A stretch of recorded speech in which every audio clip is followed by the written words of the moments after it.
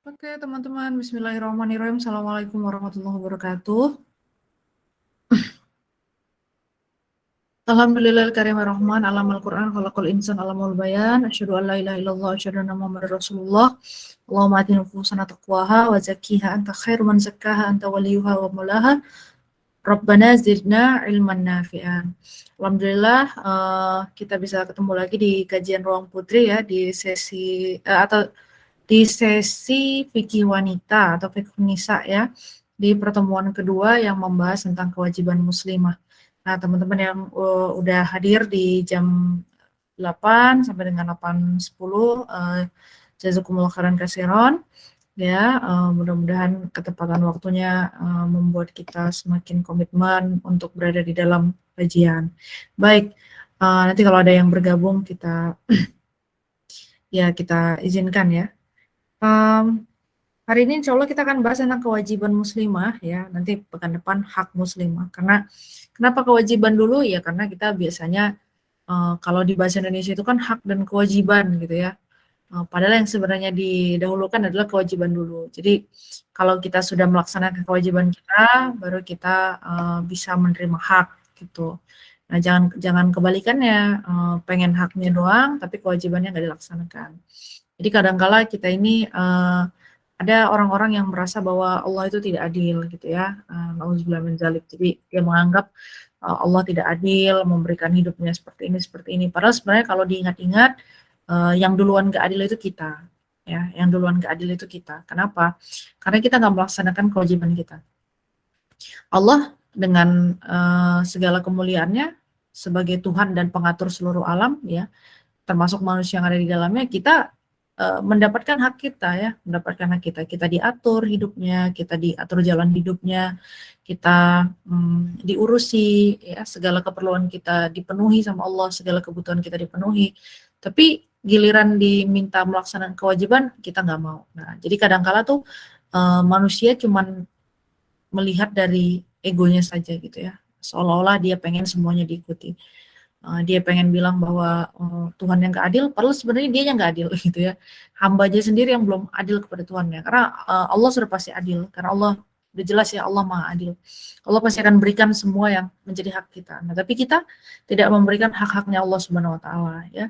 Ibadah setengah-setengah, kapan ingat, kemudian juga kalau misalnya mau ibadah bukan yang paling banyak, tapi yang paling sedikit gitu kan. Misalnya sholat sunnah ya, sholat duha misalnya, kita tahu kemuliaannya itu ada di 2, 4, 6, 8 ya, 10, 12, nah itu hitungannya. Tapi kita malah udahlah 2 aja deh gitu. Jadi kita melaksanakan kewajiban tapi setengah-setengah gitu. Padahal Allah memberikan kita seluruhnya ya, Allah memberikan kita seutuhnya. Nah, hari ini kita akan membahas kewajiban muslimah. Jadi sebelum nanti kita pindah ke hak muslimah di pekan depan, kita bahas dulu kewajiban kita. Ya, kita penuhi dulu kewajiban kita biar kita nggak zolim kepada sesiapa. Oke, teman-teman. Nah, kita akan masuk ke, jadi nanti ada 6 kewajiban ya, 6 kewajiban yang harus kita jalankan sebagai seorang muslimah. Oke, yang pertama yang menjadi pondasi kita tentu adalah kewajiban terhadap Rob ya, Robbayu Robbi artinya sang pengatur. Jadi kalau di Quran tuh bilangnya terjemahannya Tuhan ya, Robbun itu Tuhan.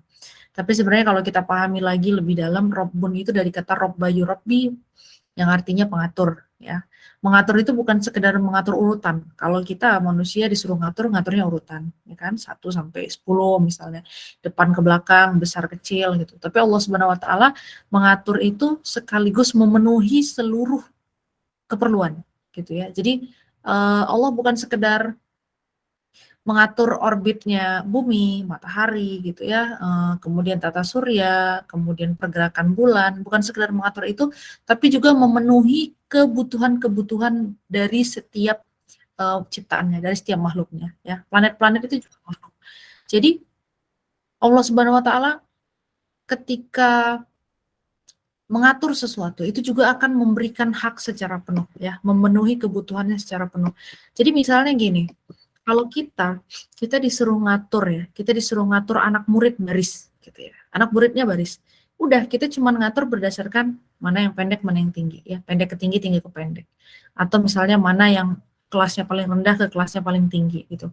Tapi kalau Allah Subhanahu wa taala itu ngatur sekaligus memenuhi kebutuhan-kebutuhannya gitu ya. Misalnya seperti pergantian siang dan malam. Ya, Allah tahu bahwa di malam hari yang dibutuhkan tuh apa. Ya, kita tahu malam hari itu gelap, maka kemudian Allah menetapkan bahwa bulan itu bisa memancarkan sinar matahari. Jadi bukan sekedar mengatur saja, bukan sekedar mengatur urutannya, waktunya, tapi juga Allah memenuhi kebutuhan-kebutuhan gitu ya. Termasuk makhluk-makhluk yang ada di dalamnya, ya, kita manusia. Nah, jadi kewajiban kita terhadap Allah Subhanahu wa taala yang pertama adalah Allah dijadikan satu-satunya zat yang disembah dan diibadahi, oke? Karena beda, disembah dan diibadahi itu dua hal yang berbeda. Ada yang disembah tapi tidak diibadahi, tapi ada juga yang diibadahi tapi tidak disembah, gitu ya. Makanya kalau kita baca syahadat ya, asyhadu alla ilaha illallah, ilah. Itu pernah waktu itu satu hari aku ada di satu acara ya, acara kajian, tapi yang besar-besaran gitulah, yang massal. Pasti teman-teman tahu lah ya, kalau disebut namanya juga mungkin tahu. Waktu itu ada mualaf kan, ada mualaf, ada orang masuk Islam, terus disuruh ngikutin gitu ya, follow after me, dia bilang gitu, asyhadu alla ilaha illallah, asyhadu anna muhammadar rasulullah. Terus pada saat diterjemahkan, ustadznya atau pembimbing syahadatnya bilang ya, aku bersaksi bahwa tiada sesembahan selain Allah Subhanahu wa taala. Nah, itu ibu-ibu yang di samping saya ya, ibu-ibu pengajian tuh protes gitu. Dan yang protes tuh banyak. Kok sesembahan sih? Kan tiada Tuhan. Terus kita tenangin ya, Bu, sabar Bu. Ya dijelasin bahwa ilah itu artinya sesembahan. Iya, tapi kan sesembahan itu kayak itu loh, kayak patung katanya, kayak dewa-dewa gitu. Enggak Bu, itu memang artinya seperti itu gitu dijelaskan. Tapi dia tetap nggak terima sampai akhir gitu ya. Kenapa ya? Karena kita memang diajarkannya ilah itu Tuhan. Padahal ilah itu artinya sesembahan. Ya, ilahun, sesembahan. Oke, jadi kita menyembah Allah dan kita beribadah hanya kepadanya. Ya, emang ada yang nggak beribadah sama Allah? Ada. Ya, ngakunya Muslim tapi ibadahnya nggak ke Allah. Contohnya apa? Contohnya pada saat azan, ya, pada saat panggilan azan dia nggak buru-buru sholat, tapi giliran ada notifikasi dari handphone dia buru-buru buka handphone. Nah, itu hati-hati, itu bisa jadi ilah-ilah lain ya, ilah-ilah kecil, ya, sesembahan-sesembahan lain yang kita takut. Atau misalnya kalau kita disuruh sholat, kita santai-santai aja. Tapi kalau dipanggil sama atasan, kita buru-buru datang. Kalau dipanggil sama siapa? Dosen gitu ya, kalau yang lagi kuliah buru-buru datang. Nah, kita lebih takut pada manusia dibanding dengan Tuhan gitu. Nah, itu menjadi ilah ya, sesembahan-sesembahan lain. Karena kita lebih takut kepada sesuatu selain Allah Subhanahu wa taala. Makanya kita sebagai muslimah hati-hati nih. Jangan sampai kewajiban kita pada Allah Subhanahu wa taala ini yang paling fundamental ya, yang paling dasar ini kemudian hilang atau rusak. Nauzubillah min dzalik. Jadi nomor satu itu Allah sebagai satu-satunya zat yang disembah dan diibadahi. Yang kedua, ibadah seorang muslimah itu mencakup seluruh ibadah baik yang wajib maupun yang sunnah ya. Enggak ada dibeda-bedakan. Sunnah bagi laki-laki, sunnah bagi perempuan ya. Wajib bagi laki-laki, wajib bagi perempuan. Paling mungkin yang agak berbeda ya di sholat Jumat ya, sholat Jumat. Tapi apakah perempuan tidak boleh sholat Jumat? Jawabannya boleh. Boleh. Ya, perempuan boleh sholat Jumat. Dulu aku di pondok di pesantren 6 tahun itu sholat Jumat kita perempuan ya, ikut di dalam sholat Jumat, ikut semua rukun-rukunnya, ikut khutbahnya ya, nggak boleh bicara saat khutbah. Makanya kita walaupun perempuan, kalau kita dari pesantren yang menjalankan seperti ini ya, kita paham rukun-rukunnya khutbah ya, rukun khutbah Jumat itu kita paham. Kenapa? Karena 6 tahun kita di sana, kita terus-terus di apa namanya, terus-terus mendengarkan bagaimana proses khutbah Jumat itu. Nah, gitu teman-teman. Jadi nggak ada perbedaan antara laki-laki dan perempuan, sama ya, sama aja. Kalau misalnya ninggalin dosa nggak, ya dosa, sama aja gitu. Maka ibadah seorang muslimah itu mencakup seluruh ibadah baik yang wajib maupun yang sunnah, nggak ada dibedakan. Wajib bagi laki-laki, wajib bagi perempuan. Sunnah bagi laki-laki, sunnah bagi perempuan. Ya, dan nggak ada yang misalnya ini nggak bisa dilakukan perempuan, nggak ada teman. Walaupun memang ada hadis yang menyatakan ya, perempuan itu katanya, tapi jangan disalahpahami hadis ini, harus dipahami dengan benar. Perempuan itu katanya pendek akal, pendek iman. Ya, pendek akal, pendek iman. Kan kita kalau dengar itu kayak tersinggung gitu ya. Oh, kok pendek akal, pendek iman? Kayaknya ini tidak berharga sekali gitu. Padahal pendek akal, pendek iman itu maksudnya gini teman-teman.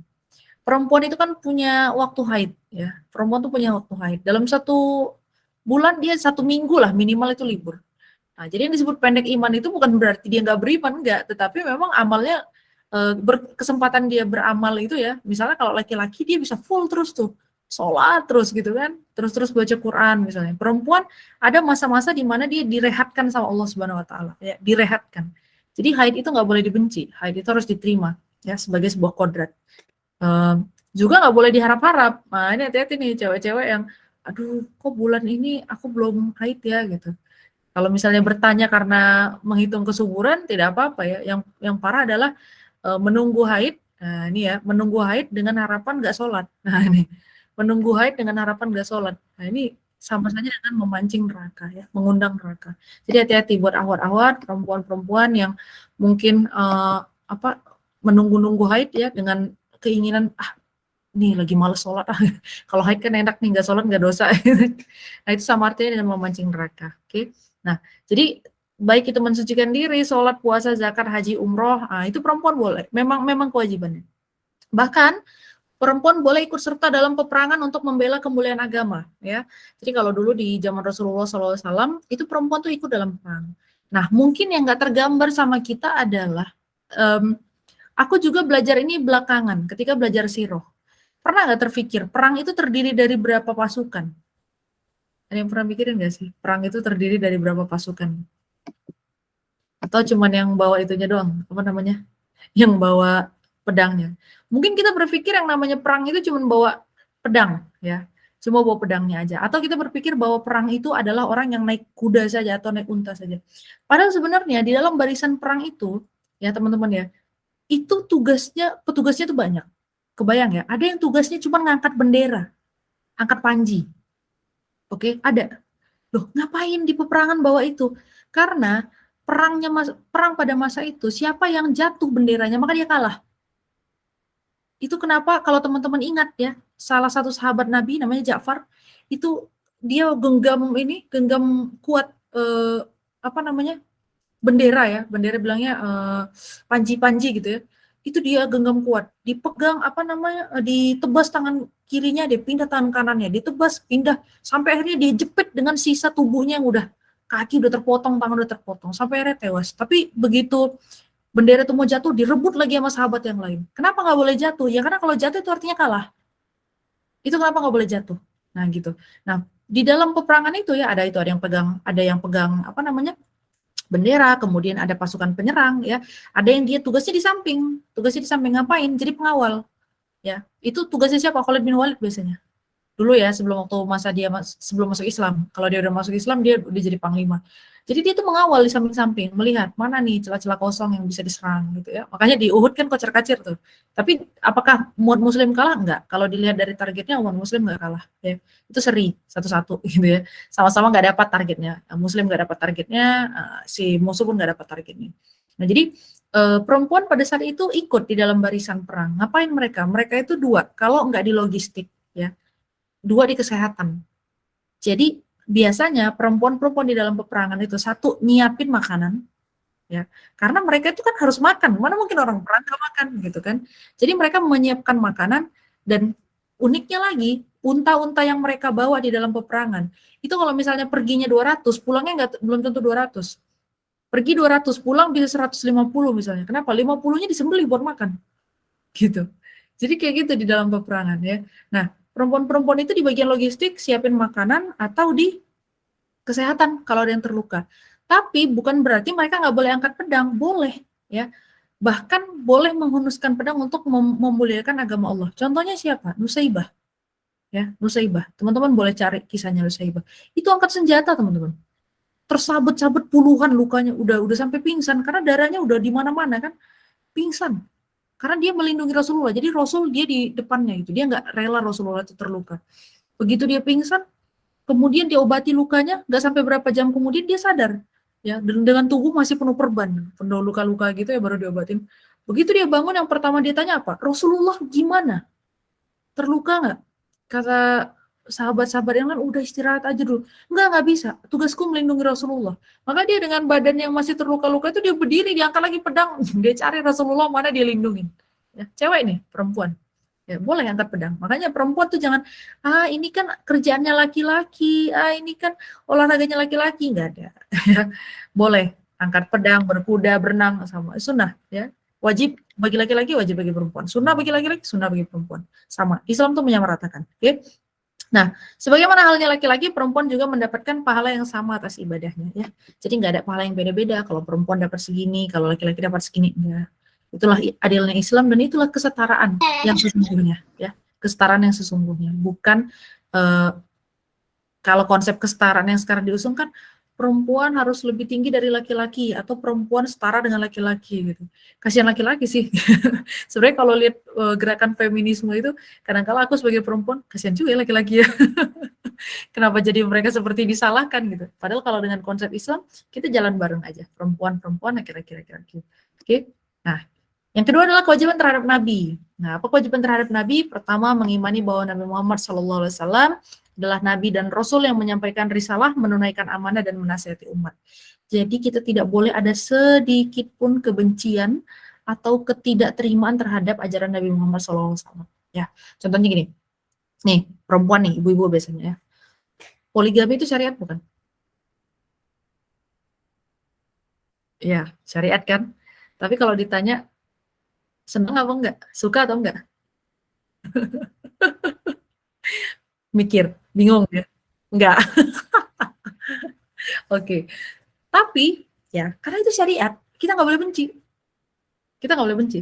Kenapa kita jadi benci? Karena kita salah salah mindset, ya. Salah, apa namanya, informasi yang kita terima itu, enggak, KBB itu senyum dia.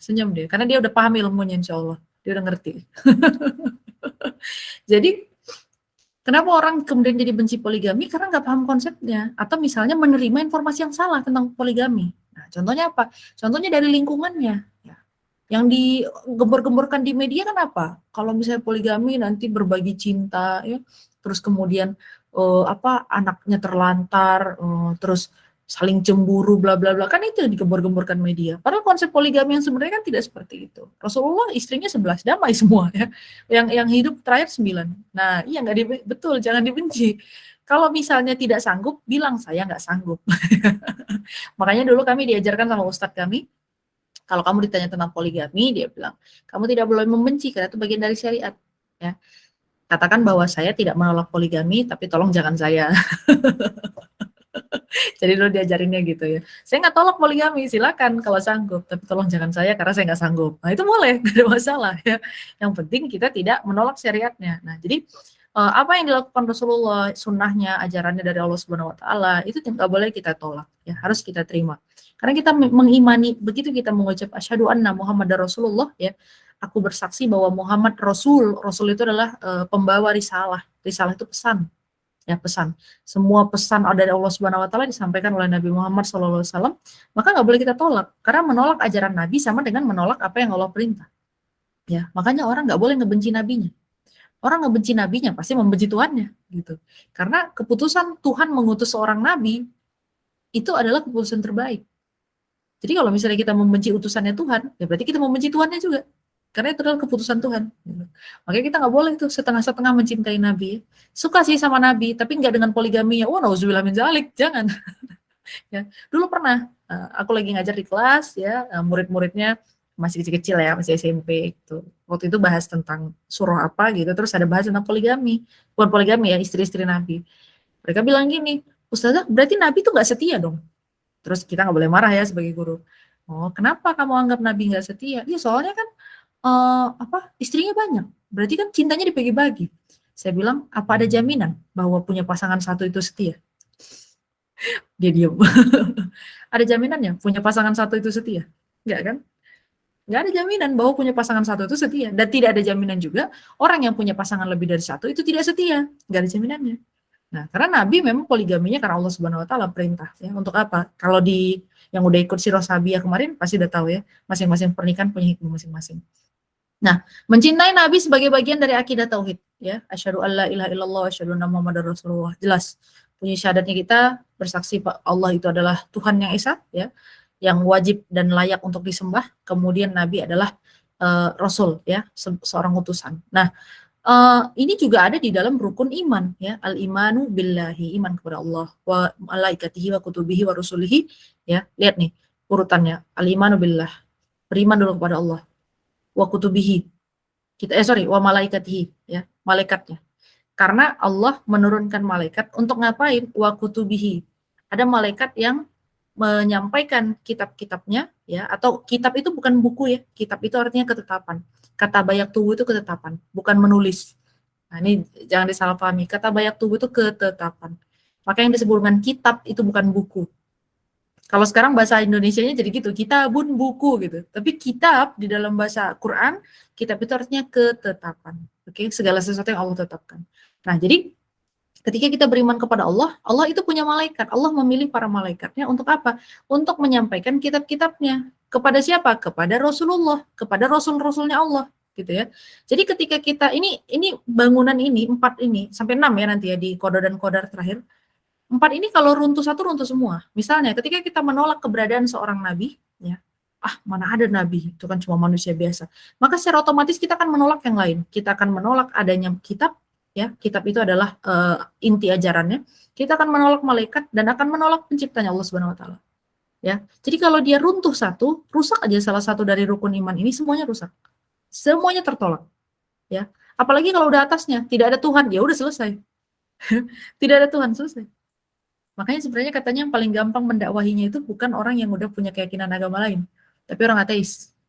Kenapa? Karena syahadat itu bunyinya la ilaha illallah. La ilah, tiada Tuhan, illallah, selain Allah. Orang ateis kan la ilah, ya. Orang ateis itu kan tidak percaya Tuhan. Nah, jadi orang ateis itu udah punya setengahnya syahadat tuh, la ilah. Tinggal kita ajarin bagaimana illallah. Gitu ya. Jadi buat yang mau dakwah nih ateis, nah ini cara-caranya. Mereka udah punya setengahnya, la ilah. Kita tinggal lengkapin setengahnya lagi illallah. Oke.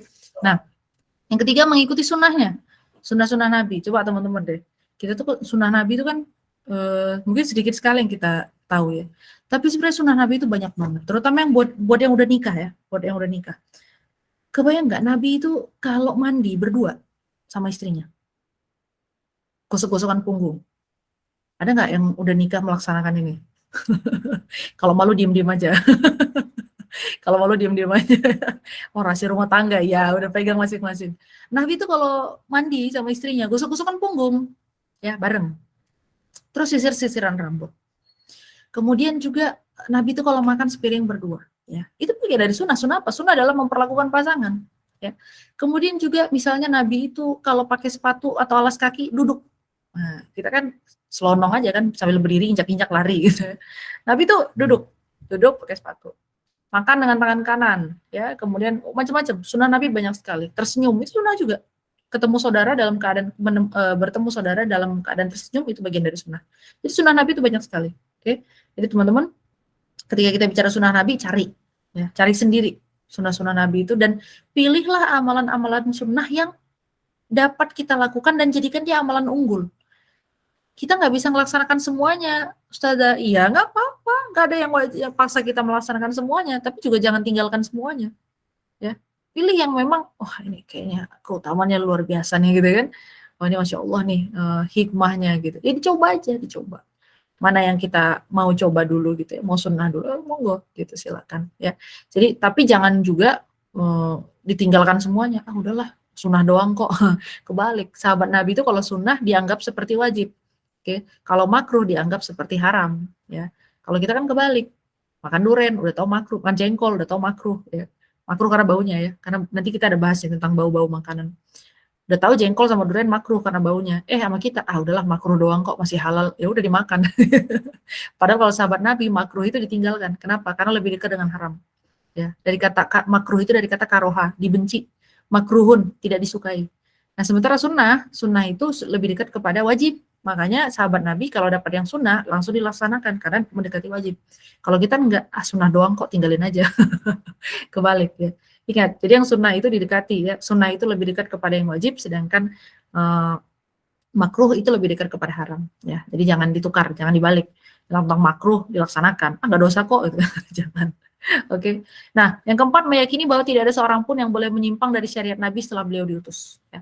Enggak boleh misalnya itu kan keluarganya Nabi tuh. Kalau keluarganya Nabi nakal-nakal dikit nggak apa-apa kali. Nggak ada. Nggak boleh. Ya. Itu tidak boleh teman-teman. Jadi begitu Nabi sudah selesai diutus kepada seluruh alam ya, kepada sekalian alam, maka kemudian nggak ada yang boleh menyimpang dari ajarannya. Ya. Dan nggak ada penghususan. Kalau si itu boleh, kalau turunan itu boleh. kalau saudara si ini boleh, nggak ada. Sama sekali tidak ada penghususan. Oke, semua orang yang menerima ajaran beliau Shallallahu Alaihi Wasallam itu tidak boleh menyimpang dari syariat yang beliau ajarkan. Yang kelima, tidak boleh membenci satupun syariat yang dibawanya. Nah, ini tadi berhubungan dengan yang pertama ya. Apapun yang Nabi ajarkan itu tidak boleh dibenci. Oke, nggak boleh dibenci. Kenapa Nabi itu harus nikah banyak? Kan udah belajar Sirah Nabawiyah kemarin. Masa masih ditanya? Ya, itulah kenapa kita kemarin belajar Sirah Nabawiyah. Yang keenam, tidak boleh berkeyakinan bahwa ada ajaran lain yang lebih lengkap dan sempurna dari ajaran beliau. Nah, ini catatan buat teman-teman ya. Tiba-tiba misalnya, wah, Nabi Muhammad tuh ajarannya kayaknya udah jadul deh, karena udah 1400 tahun yang lalu. Aku cari yang terbaru aja lah, yang update. Kan kalau yang zaman sekarang tuh yang keren-keren ada Zakir Naik, Noman Alikan gitu. Mereka tuh ulama ya, penerus risalah Nabi, menyampaikan kembali apa yang Nabi ajarkan, bukan ajaran baru ya. Jadi teman-teman, ketika kita meyakini seutuhnya Islam itu sudah sempurna, pada dasarnya kita nggak perlu ajaran lain. Kalau sekedar menambah khazanah pengetahuan silakan, tidak ada masalah ya. Misalnya kayak yang sekarang tuh stoikisme gitu kan, hidup tenang dengan stoikisme atau misalnya hidup minimalis sederhana. Loh, Islam udah ngajarin itu semua gitu. Cuma sayangnya kita aja yang males nyarinya, padahal itu sudah ada di dalam Islam ya. Stoikisme, bagaimana kita mengendalikan alam pikir kita supaya kita tenang, supaya kita bijaksana kan. Seolah-olah oh ini ajarannya bagus sekali nih gitu. Nah, hati-hati jangan sampai itu ajaran dari agama lain terus kita anggap sebagai buah pemikiran biasa. Ya, misalnya gini. Ada istilah meditasinya, meditasi. Oke, ada orang yang bilang, wah saya perlu meditasi nih, menenangkan diri. Iya. Tapi kalau meditasi itu ternyata adalah ajaran dari sebuah agama atau ajaran dari sebuah keyakinan lain selain Islam, maka ketika kita mempraktikkannya ya dengan tujuan ingin mendapatkan ketenangan dari proses itu, ya tanpa kita tahu bahwa itu adalah akidah orang lain, maka kita mantasyabbaha biqaumin fahuwa minhu ya. Orang yang menyamai kebiasaan apapun yang dimiliki oleh kaum lain, maka dia menjadi bagian dari situ. Nah ini hati-hati nih. Kok di Islam nggak ada sih mengajarkan ketenangan? Loh siapa bilang? Sholat itu as-sholatu rohah. Ya, sholat itu adalah istirahat. Makanya kalau ada orang sholatnya buru-buru, berarti sholatnya nggak benar. Karena sholat itu istirahat. Sholatnya geruduk gitu. Kayak ayam, patok ayam. Kan ada hadisnya tuh. Kayak patok ayam sama kayak anjing membungkuk. Ya. Itu menggambarkan orang-orang yang sholatnya nggak benar. Nah, begitu dia sholatnya geruduk. Gimana sholatnya mau benar kalau kayak gitu? Aku udah sholat tapi nggak tenang. Ya iya sholatnya begitu. Ya. Coba sholatnya dipahami, masing-masing baca, masing-masing doanya, ya masing-masing takbir, ucapan takbir. Bahkan sederhana, coba teman-teman. Siapa di sini yang tahu arti sami Allahu liman hamidah? Coba di kolom chat juga boleh. Siapa yang tahu sami Allahu liman hamidah?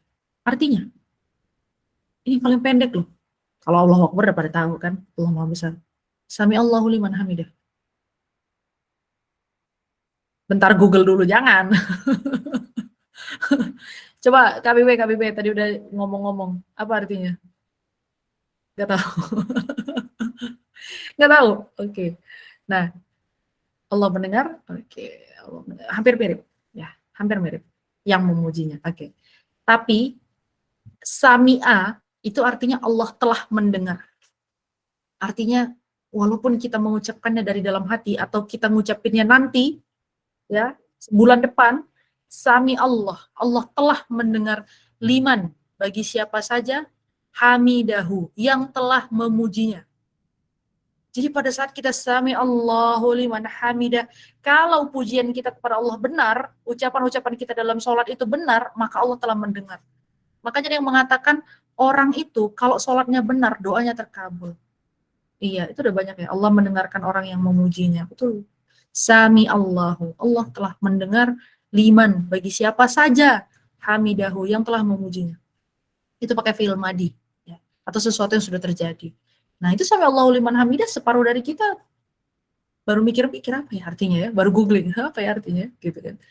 Nah, tapi kita biasakanlah untuk memahami apa yang kita katakan di dalam ibadah biar ibadah kita nggak kosong. Oke. Nah, kemudian nomor 7 ya, mengimani kebenaran yang beliau sampaikan. Dan yang ke-8 memperbanyak sholawat Nabi terutama pada malam dan hari Jumat. Ini harus teman-teman. Oke, karena kita ini bakal dinotis sama Nabi kalau kita rajin sholawat. Gak usah ngaku-ngaku pengikut Nabi Muhammad kalau nggak pernah manggil-manggil beliau. Kita kalau mau dinotis sama artis ya, misalnya kita pengen dinotis sama Raffi Ahmad sama Nagita Slavina, tiap hari kita spam like gitu, like gitu kan, seneng gitu. Wah pokoknya satu hari harus dinotis. Begitu dinotis, cuma dijawab hai apa kabar atau halo gitu. Gitu senangnya luar biasa. Nah pertanyaannya sekarang, kalau kita ngaku pengen dapat syafaat Nabi tapi nggak pernah manggil-manggil beliau, gimana cara beliau notis kita? Ya kan? Jadi kalau orang bilang cinta Nabi tapi males sholawat, bohong. Karena gimana cara Nabi notis kita kalau kita nggak pernah manggil beliau, nggak pernah memperkenalkan, wahai Nabi, aku adalah umatmu. Wahai Nabi, aku mengikuti sunnahmu. Wahai Nabi, aku mengikuti jalan yang kau ajarkan.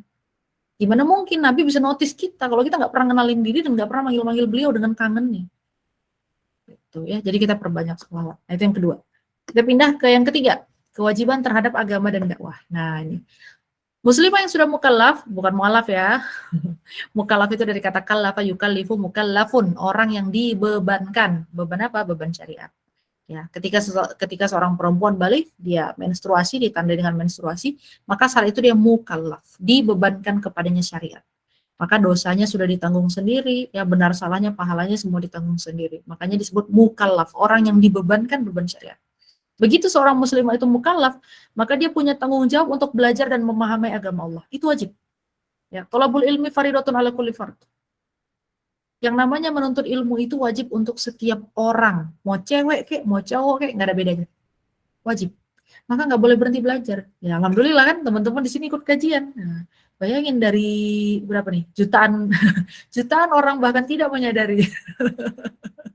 Ya, jutaan orang tuh punya kegiatan masing-masing malam ini dan ada segelintir wanita solihah ya yang coba untuk memahami agamanya dengan lebih baik, memahami siapa dirinya, memahami kewajiban-kewajibannya. Ya ini, mudah-mudahan ini sebagai menjawab kewajiban teman-teman terhadap agama dan dakwah ya. Jadi dia harus belajar memahami agama Allah Subhanahu wa taala. Jadi jangan sekedar ya udah deh aku muslim, KTP muslim pakai jilbab selesai. Oh, nggak bisa. Kita harus perdalam lagi. Itu kewajiban kita ya, kewajiban. Yang namanya kewajiban itu harus ditebus, teman-teman. Yang kedua, berkewajiban mengamalkan dan mengajak untuk menyampaikan agama ini. Jadi nggak boleh dipakai sendiri, sampai lagi ke orang. Tapi saya bukan ustazah misalnya. Ya siapa siapa bilang nyampein agama harus jadi ustazah? Enggak dong. Kebenaran bahkan bisa keluar dari mulut seorang pencuri. Ya. Kebenaran bahkan bisa keluar dari mulut seorang anak kecil. Jadi kita nggak ada cerita mau kita ustazah kayak bukan ustazah kayak ya hafalannya masih dikit atau banyak, enggak. Kebenaran tuh harus tetap disampaikan. Ya. Tapi nanti dia nggak terima. Bukan tugas kita. Innama alaikal balagh, tugasmu cuma nyampein. Kata Allah Subhanahu wa taala, innama alaikal balagh. Tugas kamu cuma nyampein. Masalah hidayah diterima atau tidak, orangnya nanti sadar atau enggak itu urusanku kata Allah. Bukan urusanmu. Innama alaikal balagh. Ingat aja itu. Tugas kita cuma nyampein, enggak lebih. Makanya ada yang sharing ke aku ya dari habis kajian ini. Kak, aku punya temen Kak, dia udah habis ikut kajian kajian agama Islam tapi belum dapat hidayah, belum pakai hijab. Jangankan gitu ya. Ada orang udah pakai hijab lebar aja misalnya pakai cadar satu hari ya qadarullah ya digelincirkan oleh setan, bukan cuma hijabnya, semua dibuka. Ya, itu bukan satu dua kasus kayak gitu. Jadi ketika misalnya ada yang keluar dari ruang kajian ruang putri ini terus kemudian dia melakukan hal-hal yang kurang baik, ya memang bukan tugas kita sebagai pemateri. Tugas kita alaikal balagh, tugasnya adalah untuk menyampaikan. Giliran orangnya dapat hidayah apa enggak, urusannya sama Allah. Ya, giliran orangnya paham atau enggak, itu urusannya Allah. Kenapa? Karena memahamkan agama itu bagiannya Allah. Ya, ilmu agama itu tidak seperti ilmu-ilmu yang lain. Gak kayak ilmu matematika diajarkan, ya di sini ada saudaraku guru matematika ya, diajarkan, oh ini ada rumusnya, cara memecahkannya seperti ini, filosofinya seperti ini, oh iya paham.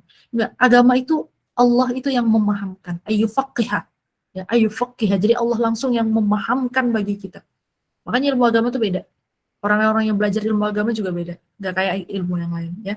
Jadi kita berkewajiban untuk mengajak orang lain dan menyampaikannya. Yang ketiga, menjaga agama. Menjaga agama itu gimana? Ya, paling gampang jaga rukun iman, rukun Islam. Ya, betul. Hidayah serta taufik Allah mahal, betul. Itu juga harus dijaga ya. Nah, jadi penjaga agama teman-teman, jangan sampai nih, nauzubillah min dzalik. Fotoku lagi penelitian skripsi S1 ya. Itu ada kejadian gini. Bukan kejadian, aku dapat tulisan. Jadi, dulu itu kenapa orang males pakai jilbab? Kenapa orang nggak mau pakai hijab? Karena hijab itu dicirikan jelek, oke? Ini pengakuan orang-orang yang berhijab di masa itu, karena aku harus bongkar beberapa data dari sejarah hijab di masa-masa awal masuk ke Indonesia sekitar 1980-an pada saat itu ya. Teman-teman kalau lihat Nasi Daria atau apa gitu pada tahun itu belum berjilbab, masih kayak pakai songkok penutup kepala yang ada topinya ya, kayak peci, baru ada kayak sekarang tuh kayak pramugari Qatar Airways atau apa gitu kan tidak berjilbab ya, tapi pakai topi terus ada semacam kain di sini. Nah dulu seperti itu. Kenapa? Karena orang-orang yang pakai hijab pada saat itu adalah orang-orang yang, mohon maaf ya, bajunya kumuh, jorok, celananya sobek-sobek di bagian bawah. Kalau pakai celana apa tuh namanya? Celana lapis dalam ya. Jilbabnya udah kuning. Beda warna sama bajunya. Ya, berkerak-kerak. Orang males pakai jilbab. Kenapa? Ada citra jilbab kayak gitu, jorok. Oke. Terus bau cewek-ceweknya. Karena kan ketutup terus gitu. Gak ada usaha pakai parfum kan. Ya parfum jangan yang menyengat ya. Dan kemudian ada yang mengatakan gini, dulu aku tuh benci jilbab gitu. Kenapa? Karena yang pakai jilbab di kelas itu biasanya anak-anak bodoh gitu. Iya. Kalau yang juara kelas tuh nggak pakai jilbab. Yang pakai jilbab bodoh gitu ya. Yang nilainya nomor corot 10 dari bawah kayak gitu. Jadi akhirnya citra jilbab itu jelek. Nah, kita sebagai muslimah nggak boleh kayak gitu. Kita tunjukkan siar yang bagus. Makanya perempuan muslimah pakai baju bagus itu harus nggak? Harus. Bukan mahal, tapi layak dan pantas. Kalau kira-kira udah sobek ya, bagian celananya jangan dipakai. Udah, pensiunkan. Jadikan celana rumah misalnya. Begitu keluar kita itu mensiarkan agama Islam. Ya. Mereka orang-orang yang belum beriman kepada Allah itu nggak bisa lihat Allah. Mereka bisanya lihat siapa? Kita. Jadi kita ini adalah perwujudan ayat-ayat Allah Subhanahu Wa Taala. Emang boleh kita pakai baju-baju mahal? Boleh. Niatnya apa dulu? Kalau niatnya pamer nggak boleh. Tapi kalau kita beli agak mahal sedikit demi menjaga daya kualitasnya, biar bisa dipakai 2 tahun, 3 tahun, 4 tahun, boleh, nggak ada larangan. Rasul juga kalau buat dakwah yang paling mahal, ya ini prinsip dalam mengelola harta dan aset ya. Kalau buat diri sendiri itu yang secukupnya. Tapi kalau buat agama Allah itu yang terbaik. Kalau mahal ambil termahal. Bahkan aku pernah dengar cerita ini Masya Allah sekali ya. Jadi ada satu keluarga Muslim pergi ke Singapura. Oke, pergi ke Singapura. Mereka masuk ke Universal Studio. Oke, mau antrian beli tiket ya. Nah, kemudian satu keluarga ini tadinya mereka ke reguler. Reguler berapa gitu. Pokoknya tiketnya murah lah ya, yang reguler yang biasa. Nah, di sini ada VIP, jalur VIP. Oke, jalur VIP itu lebih mahal, 3 kali lipat harganya. Nah, kemudian tapi orang-orang di situ masuknya lebih cepat ya. Masuknya lebih cepat karena bayar langsung masuk. Kalau kita di sini mungkin Dufan atau apa Dufan ya. Dufan itu kan ada tiket biasa, ada tiket yang VIP yang dia jalur cepat fast track. Nah, terus satu keluarga ini, keluarga muslim ini dari Indonesia ini, dia bilang gini, wah kalau saya berada di barisan reguler ini dengan istrinya berjilbab ya, kemudian dia looknya dia laki-laki dia berjenggot gitu. Ini memperlihatkan bahwa orang muslim itu miskin, dia bilang. Karena antriannya sama orang-orang biasa. Apa yang dilakukan? Dia pindah ke jalur VIP. Dia bayar itu 3 kali lipat. Kan kalau kita, wah boros banget, ngapain gitu kan. Tapi niatnya Masya Allah, dia bilang, ini akan menjadi syiar. Untuk memberitahukan orang-orang yang ada di sana, ya di barisan itu bahwa Muslim juga kaya. Muslim juga sanggup beli kayak gini. Jadi punya marwah Islam itu. Dia bilang, itu syiar. Nah, itu salah satu contoh. Tapi bukan berarti kita harus ke Universal Studio, enggak. Itu contohnya aja. Oke. Nah, kemudian yang kelima adalah ya, keempat mengajarkannya kepada manusia baik laki-laki dan wanita, nggak dibedakan. Yang kelima memberikan teladan yang baik kepada muslimah lainnya. Ya. Jadi perempuan itu adalah qaidah li qaumiha. Dia menjadi pemimpin bagi kaumnya sendiri. Jadi perempuan itu harus memimpin, menjadi pemimpin bagi kaum perempuan. Nah, yang keempat, kewajiban terhadap diri. Nah, ini banyak nih, ya. Ini nanti udah mulai panas nih biasanya. Perempuan itu pertama wajib merawat tubuh atau fisiknya. Ingat, badan kita ini cuma satu. Satu, teman-teman, gak ada gantinya. Oke, kita kalau punya baju, bajunya sobek, kita bisa ganti. Sepatu kita sobek, rusak, lekang, kita bisa ganti. Tapi badan, kalau rusak, nggak bisa diganti. Nggak ada suku cadangnya. Motor, rusak, suku cadangnya banyak. Badan, suku cadang, rusak, nggak ada suku cadangnya.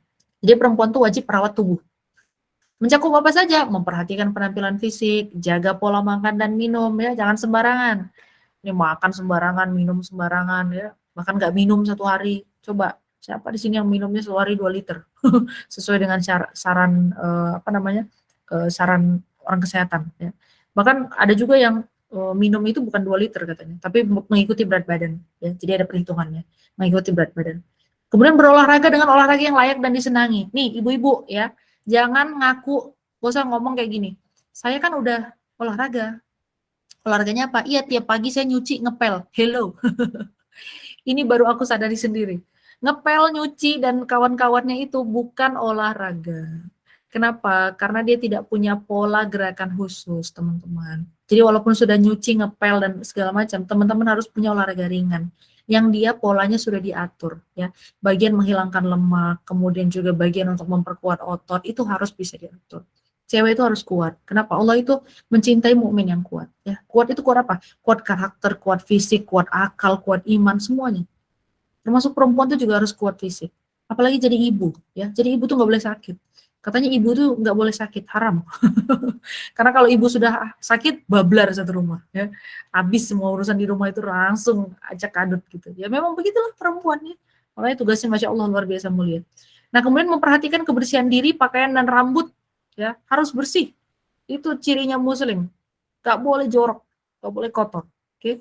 Menjaga kebersihan mulut dan gigi. Nah ini kenapa tadi dilarang untuk makan, kenapa makruh ya makan jengkol, makan durian. Karena memang Nabi itu tidak menyukai makan makanan yang berbau menyengat. Nah, termasuk kenapa kita kalau mau sholat itu disuruh siwak. Ya, kalau hadisnya itu gini kata Rasul, kalaulah laula asyukku ala ummati kata Nabi Muhammad, kalau saja tidak menyulitkan kaumku, umatku, maka akan kusuruh mereka untuk bersiwak sebelum sholat. Jadi maksudnya siwak itu jadi kewajiban ya untuk sebelum sholat. Nah cuma kan mungkin merepotkan kalau kita dalam perjalanan dan segala macam kan sulit gitu ya untuk bersiwak. Nah makanya kemudian kita yang disarankan akhirnya 1 hari 2 kali ya. Ada yang menyarankan setelah bangun tidur dan sebelum tidur. Kenapa? Karena memang bau mulut itu sangat mengganggu teman-teman. Sangat mengganggu. Ya, gigi terutama, hati-hati. Apalagi kalau udah suami istri, aduh ya Allah janganlah. Ya, hindar-hindarin ini. Bau-bau mulut ini dan gigi ini, dihindar-hindari. Oke. Yang kemudian adalah tidak tabarruj. Oke, jangan sampai berlebih-lebihan. Pakai shadow warna biru, janganlah. Ya, itu nauzubillah min dzalik. Yang kedua merawat akal. Dengan cara apa? Baca Quran, pahami isi kandungannya ya. Boleh menguasai ilmu-ilmu lain yang diminati dan bermanfaat bagi umat. Mau belajar apa? Belajar fisika silakan. Karena ada manfaatnya bagi umat. Mau jadi profesor di bidang arsitektur silakan. Gak ada larangan. Tidak ada larangan itu. Islam membolehkan. Jadi Masya Allah, ruang perempuan itu di dalam Islam itu sebenarnya sangat-sangat luas. Ya. Kecuali pada hal-hal tertentu dengan hijab antar lawan jenis misalnya. Ya, itu hubungan dengan lawan jenis, nah itu memang diatur. Kemudian yang ketiga, hindari khurafat. Tahu khurafat ya? Khurafat itu hal-hal yang misalnya gini, jangan duduk depan pintu anak gadis, nanti jodohnya susah. Ya, logikanya apa? Logikanya duduk depan pintu itu ngalangin orang masuk, gitu ya. Jangan gunting kuku malam-malam. Kenapa? Nggak bagus, pamali, pantang. Gitu. Padahal nggak gunting kuku malam-malam itu kenapa? Bahaya, kan gelap, sedang gelap. Kalau dulu kan gelap gitu ya. Maka kemudian kalau gunting kuku malam-malam bisa kepotong jarinya. Gitu. Karena zaman dulu lampu atau listrik itu terbatas. Jadi kita nggak boleh percaya pada hal-hal hurafat ya. Hurafat yang ini. Lagi perempuan nih. Dengar dikit, wah pasangan saya katanya, nauzubillah min dzalik ya, tapi ini contohnya. Pasangan saya katanya deket sama cewek lain. Wah, datang ke dukun. Datang ke dukun. Mbak dukun, mbah, ya, yang ini tolong diliatin ceweknya siapa. Aduh, nauzubillah min dzalik. Jangan ya, teman-teman. Itu bagian dari khurafat. Bisa merusak iman. Oke. Nah, yang ketiga, merawat ruh dan spiritual. Caranya apa? Kerjakan perintah yang Allah sampaikan, tinggalkan yang dilarang. Jauhi syubhat, ya. Syubhat itu apa? Abu-abu, nggak jelas. Halal nggak, haram nggak. Contoh, kita mau minum air. Air itu kan halal, ya, mubah. Mubah itu halal. Nah, halal itu mubah. Nah, jadi jangan ketukar nih. Nanti halal itu konversinya apa? Oh, halal itu konversinya wajib. Enggak dong. Halal itu konversinya mubah, ya. Haram itu konversinya adalah enggak, kalau haram beda sendiri. Oke. Nah, kemudian ketika kita mau minum, airnya ada di situ. Airnya itu halal. Ya, boleh diminum. Tidak ada campuran alkohol, tidak ada najisnya, dan bukan minuman macam-macam gitu ya. Tapi kebetulan air itu nggak ada yang nggak tahu punya siapa. Pokoknya terletak aja di meja. Kita nggak tahu siapa pemiliknya. Kita haus banget, kita mau minum. Ah, sembarang aja minum aja. Coba kenapa? Kita nggak tahu pemiliknya izin atau enggak. Jangan-jangan pemiliknya itu adalah air terakhir yang dia punya dan dia juga kehausan. Gitu kan? Itu syubhat, makanya dihindari. Ya, dihindari. Ini buat ibu-ibu yang masak buat keluarganya. Beli ayam. Ayamnya tadi disembelihnya pakai bismillah atau enggak ya? Kalau ragu-ragu tinggalkan. Da'ma yuribuka. Apa yang membuat kamu ragu tinggalkan. Ini tadi kecampur enggak ya sama apa namanya darah, ya darah hewan gitu. Misalnya ya, misal ini yang saya beli beneran hati atau darah dibekukan ya. Kalau coba tinggalkan, ya. Kalau ragu tinggalkan. Yang ketiga adalah perbanyak amalan sunnah. Oke, kita lanjut kewajiban terhadap keluarga. Nah, pertama kewajiban terhadap orang tua. Nih ya, seorang perempuan wajib apa terhadap orang tuanya? Satu, mentaati keduanya selama tidak bermaksiat kepada Allah. Ini wajib. Kalau emak kita nyuruh kita beli cabai, ayah kita, bapak kita nyuruh kita beli, jangan beli rokok, nggak boleh. Bapak kita nyuruh kita beli bensin, beli. Yang itu harus ditaati. Tapi kalau orang tua menyuruh mencuri, orang tua menyuruh menipu, ini boleh tidak ditaati. Dan memang nggak boleh ditaati ya yang kayak gini. Tapi disampaikan dengan cara yang baik ya. Masya Allah, luar biasa Islam itu. Bahkan di dalam surah Luqman, teman-teman cek, periksa ya. Bahkan ketika orang tua kita menyuruh kita memusuhi Allah, kita harus jawab mereka, kita harus jelaskan kepada mereka dengan bicara yang lembut dan baik. Oke, itu luar biasanya Islam. Adab terhadap orang tua luar biasa. Makanya orang kalau udah masuk Islam jadi mualaf, orang tuanya nggak bisa marah-marah. Kenapa? Karena akhlaknya berubah. Akhlaknya jauh lebih menenangkan kepada orang tuanya. Ya, harus begitu. Apalagi yang udah Islam dari lahir, harus belajar berbakti pada orang tua. Ya, mentaati keduanya selama tidak maksiat pada Allah, memenuhi hak-hak orang tua. Oke, menyambung tali silaturahim dengan kerabat dan teman-teman orang tua ketika orang tua sudah nggak ada. Nah, jangan diputus. Begitu orang tua nggak ada, langsung nggak tahu lagi rimbanya di mana, neneknya di mana, ya, omnya di mana, jangan sampai seperti itu teman-teman. Kemudian bersedekah atas nama mereka. Ini mau masih hidupkah, ya, mau sudah tidak ada juga sedekah atas nama orang tua. Oke, yang kedua kewajiban terhadap suami, taat kepada suami selama tidak bermaksiat kepada Allah, ini juga kunci. Oke, perempuan ketika dia sudah menikah, dia kewajibannya, ketaatannya pindah kepada suami.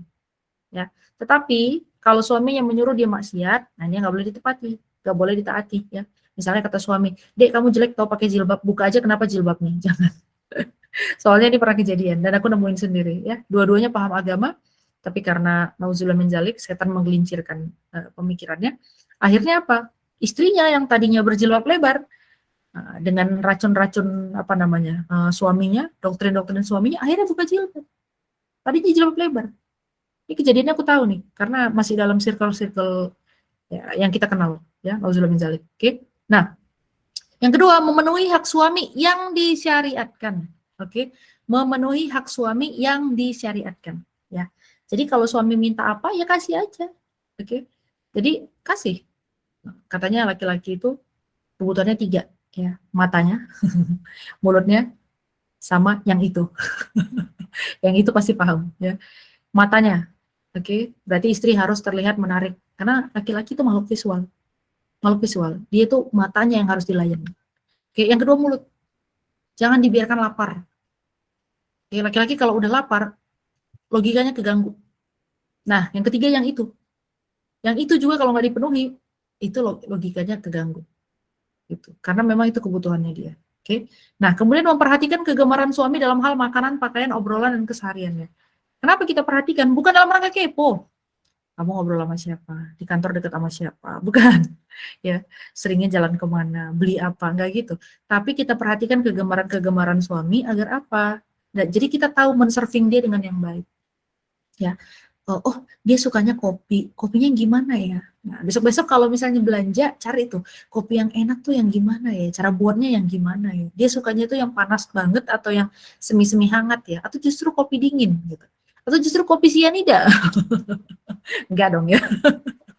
Nauzubillah min dzalik. Nah, jadi kita harus tahu kegemaran dan kesukaan-kesukaannya dia, ya.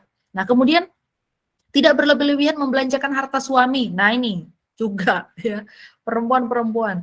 Jangan berlebih-lebihan membelanjakan harta suami. Mentang-mentang suaminya 1 bulan gajinya 1 miliar, terus dihambur-hamburkan. Enggak, tetap harus bijak. Karena seorang perempuan itu adalah bendahara di dalam rumah. Ya.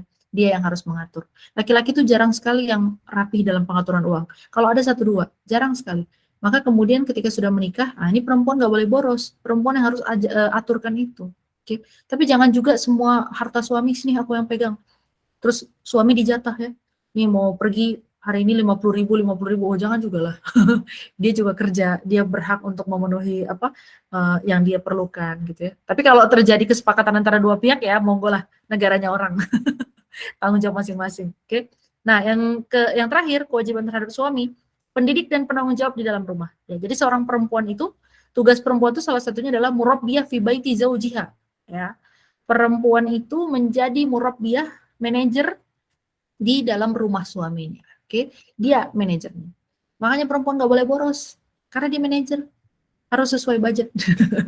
Gitu ya. Dia mengatur anak sekolah jam berapa, ini harus siap jam berapa, makanan apa namanya, suplai makanan gimana, belanja kapan, bla bla bla, itu perempuan yang ngatur. Karena dia murabbiyah fi baiti zaujiha, ya. Kewajiban terhadap anak. Nah, berarti sebagai seorang ibu ya, satu, mendidik dengan akhlak yang mulia. Ini wajib. Wajib. Oke, jangan sampai anaknya pinter, sekolah tinggi tapi nggak berakhlak. Nauzubillah min dzalik. Itu bukan muslim. Yang kedua, bekerja sama dengan suami dalam pendidikan anak. Nah, ini yang penting ya. Betul, al-ummu madrasatul ula, ibu adalah sekolah pertama. Idza adataha adata syabun thayyibal a'raq. Kalau kamu siapkan perempuan ini dengan baik-baik, dia akan menyiapkan satu generasi terbaik. Thayyibal a'raq, generasi terbaik yang pernah ada. The best generation, ya. Tapi ingat, walaupun ibu adalah sekolah pertama, ayah adalah kepala sekolahnya. Jadi kurikulum pendidikan anak itu harusnya datang dari ayah dan dijalankan oleh ibu, ya, kerjasama bareng-bareng. Sekolah kalau nggak ada gurunya, kalau nggak ada kepseknya, udah bubar, ya. Makanya bapak itu harus terlibat. Jangan berpikir bapak itu cuman yang namanya ayah mah cuman kerja, ya, kasih makan, kasih baju, kasih rumah yang bagus, kasih sekolah, enggak. Dia harus kerjasama. Oke, sekolah itu membantu. Sekolah itu adalah mitranya orang tua. Oke, apa yang nggak didapatkan di rumah atau orang tuanya belum mampu memenuhinya, maka cari sekolah yang bisa sejalan. Tapi bukan berarti serahkan seluruhnya kepada sekolah, itu salah juga ya, karena orang tua bukan secara terpisah dengan sekolah dan rumah itu tidak terpisah. Sekolah dan rumah itu harus seiring. Maka orang tua harus cari sekolah yang dia sejalan dengan apa pendidikan atau target goal pendidikan anak-anak di rumah. Gitu. Nah, yang terakhir menanamkan kecintaan kepada Allah, Nabi, agama, orang tua, masyarakat, dan umat. Ya. Jadi anak-anak itu tidak tumbuh tanpa rasa empati. Anak-anak itu harus tumbuh dengan kepedulian, kepahaman terhadap sekitarnya. Ya. Terutama ketaatan kepada Allah dan Rasulnya. Nah, yang terakhir, kewajiban terhadap kerabat dan tetangga. Nah, ini ya, karena kita kan biasanya hidup di tetangga nih. Ya. Dan ini yang paling banyak berkasus. Oke. Pertama, perempuan di dalam hidup bertetangga dan berkerabat, silaturahim dan mempererat ikatan dengan karib kerabat. Ya, jangan berantem, jangan bergibah. Oke, perempuan ini penyakit banget. Kalau udah duduk aja di atas 30 menit pertama ngomongnya bener. 30 menit pertama ngomongnya surgawi. Lepas 30 menit ngomongnya gibah. Ini penyakit. Dan itu emang udah karib. Ya. Coba aja ngobrol ya sama orang 30 menit. Oke. Apalagi cewek dengan cewek. Kalau cewek dengan cewek 30 menit. 30 menit pertama benar itu omongannya. Setelah 30 menit, coba udah mulai macam-macam. Kulkas tetangga lah, jilbab si A lah, warna lipstick si B lah. Belum lagi nanti anak si inilah, diomongin tuh macam-macam. Nah, kalau obrolan cewek dengan cowok sama, di atas 30 menit udah mulai nggak benar. Ya, terutama yang tidak di dalam hubungan sah. Nah, kalau dalam hubungan rumah tangga masih lah, kan itu konsumsi rumah tangga. Jadi bersilaturahim itu silah, ya, menghubungkan rahim, kasih sayang. Jadi kita kalau ketemu orang yang kita hubungkan tuh kasih sayang, bukan bergibah. Kalau kita terbalik, acara namanya halal bil halal, ya. Isinya bukan makan rendang, tapi makan daging saudara sendiri. Ya kan? Bukan saling makan daging ayam, tapi makanin daging saudara sendiri, bangkai saudara sendiri. Kenapa? Bergibah. Auzubillah min dzalik. Ini nggak boleh dilakukan. Oke. Yang kedua, boleh berinteraksi dalam batasan waktu. Oke, ada batas-batasnya. Yang pernah kita pelajari di season sebelumnya ya, tidak boleh di tengah siang, tidak boleh ba'da isya, ya, kemudian tidak boleh di lepas subuh, karena itu adalah waktu-waktu aurat terbuka. Yang ketiga, menjauhkan diri dari gibah dan namimah. Ya, jangan bergunjing, jangan mengadu domba. Kalau ada orang mulai ngomong gini, ini bukannya mau nyeritain orang ya. Ini tanda-tanda gibah sudah dimulai. Kalau ada orang ngomong gini, tinggalin. Itu adalah tanda gibah akan segera dimulai. Jangan mau di dekat situ. Oke. Yang keempat, butejo, ya benar. Aku bukannya mau ngomongin lo ya. Itu tanda-tanda itu. Yang keempat, mengajak tetangga pada perkara yang benar. Ya. Yang kelima, membahas persoalan yang bermanfaat. Nah ini, biar nggak gibah, bahas yang bermanfaat. Yang keenam, saling membantu dalam kebaikan. Oke, ada tetangga kita, Bu, bawang merahku habis, mintalah, kasih. Kenapa? Kalau kita nggak mau ngebantu tetangga kita, ingat, ya, ara'aita allazi yukadzibu biddin fadzalikal ladzi yad'ul yatim. Ya. Apakah kamu tahu orang yang mendustakan agama? Ayat terakhirnya, wa yamna'unal ma'un. Al-ma'un itu artinya barang-barang yang bermanfaat. Jadi kalau kita nggak mau minjemin barang-barang bermanfaat, ya, itu sama aja kita seperti yukadzibu biddin, mendustakan agama. Oke, Bu, aku mau masak tapi nggak ada panciku bolong, pinjamin. Oke, selesai dia tagih, karena orang yang meminjam, orang yang memberikan pinjaman kewajibannya adalah menagih, gitu ya, menagih itu kewajiban. Itu nanti ya ada beda lagi ya, ada hutang piutang. Oke, jadi kasih, bantu. Oke, kemudian waspada terhadap akibat perbuatan buruk kepada tetangga. Nah ini kalau kita berbuat buruk kepada tetangga, siap-siap terima akibatnya. Ya, nauzubillah min dzalik, tapi mudah-mudahan nggak terjadi ya. Insya Allah tetangganya baik-baik kok. 8, jujur dalam bermasyarakat.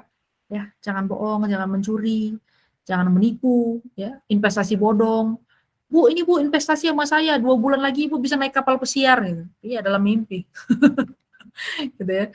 Nah, kemudian memiliki rasa malu dan sopan santun, bersikap adil terhadap apa yang disukai dan dibenci. Jadi kalau suka nggak boleh terlalu suka, kalau benci nggak boleh terlalu benci. Harus adil. Jangan sampai gara-gara kita gini, gara-gara kita nggak suka sesuatu, terus kita jadi nggak adil. Contoh, kita punya makanan.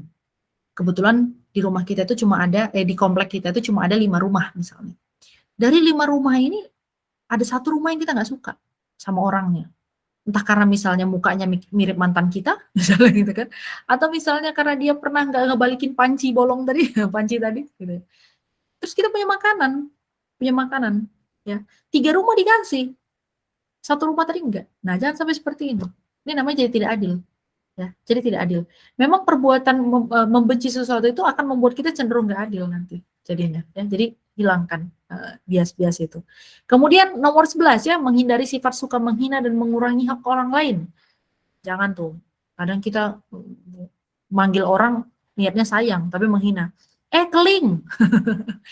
Kribo gitu kan. Sini ya, jangan sampai. Rasul bilang, jangan kau panggil saudaramu dengan panggilan yang buruk, ya. Panggillah dengan panggilan-panggilan yang baik.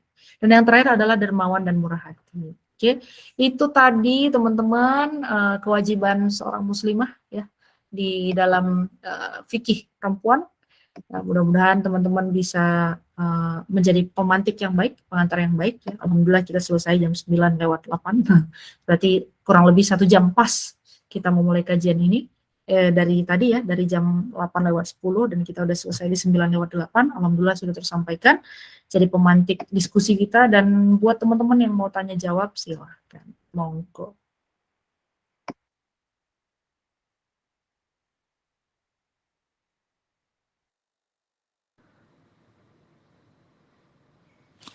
Assalamualaikum Ustazah. Waalaikumsalam. Siapa nih? Sylvia. Kak Silvi, monggo Kak, silakan. Ustazah, mohon diulangin yang batasan waktu kita tidak boleh berinteraksi, bersilaturahmi. Oh iya. Oke, baik, bismillah. Jadi 3 waktu yang nggak boleh kita datang ke rumah orang ya.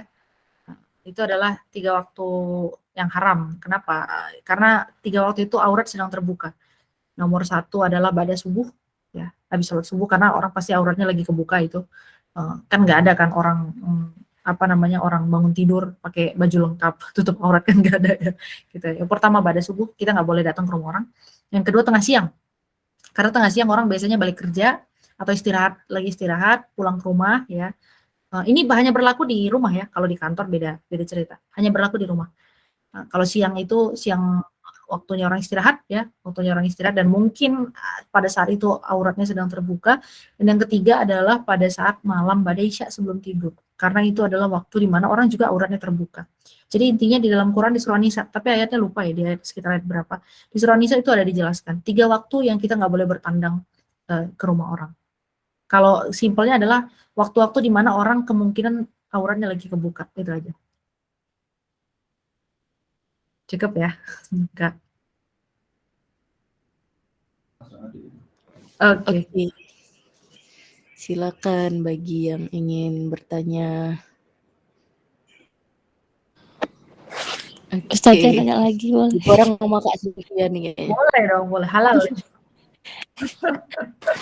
Ustazah, kalau misalnya kita mencukur bulu-bulu yang ada di badan kita itu boleh atau tidak? Oh. Bulu mana dulu? Beda-beda ya Kak. Maaf ya, Beda-beda. ketek kaki Tapi gitu. BTW Oh, iya. sebenarnya Sama yang di namanya bawah. bukan bulu, Ya, ya. Bro. Nanti Bulu itu untuk aves, burung. Rambut. Jadi apa rambut ya. lagi? Oh ya, rambut ya. Maaf. Ini kita harus tanya anak biologi nih. Apa beda bulu sama rambut? Iya, nanti bulu hidung ya, enggak rambut hidung ya. Nanti kalau misalnya oke. Nah, ya kalau ada yang nggak bisa suaranya di unmute boleh di kolom chat. Oke, bismillah. Mencukur bulu-bulu ya. Kalau itu mengganggu boleh. Bahkan bulu, nah ini nih, penting ya. Siapa di antara kita yang kalau cukur bulu lebih dari 40 hari? Ya, yang namanya bulu apapun, oke, yang sifatnya dia kotor atau ada potensi kotornya. Contoh bulu kemaluan, ya, nggak usah malu-malu, cewek semua kan.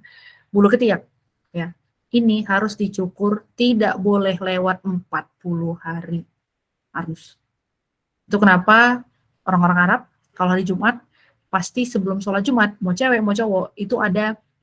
Jadi mereka tuh kayak bikin wax ya, bikin waxing gitu, yang ada apa namanya pokoknya dari gula, bahan gula sama nggak tahu lah campurannya apa aja. Pokoknya dia kayak wax natural gitu. Jadi itu tugasnya adalah mereka membuat itu untuk apa? Untuk mencabut bulu-bulu yang mengganggu. Ya, termasuk nih kalau perempuan bulu kakinya keriting boleh dicukur nggak? Boleh, boleh.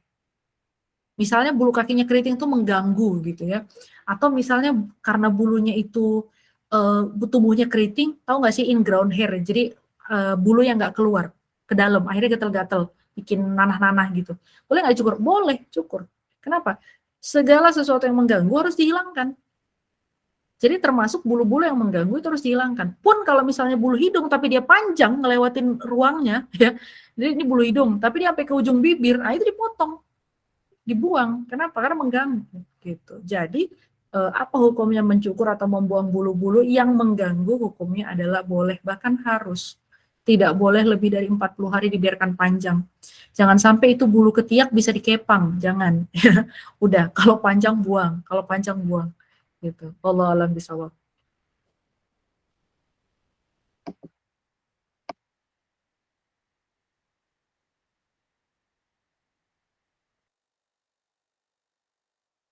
Oke, sama-sama. Ini lanjut ya, kita baca di kolom komen ya. Oke, oke, Ayun.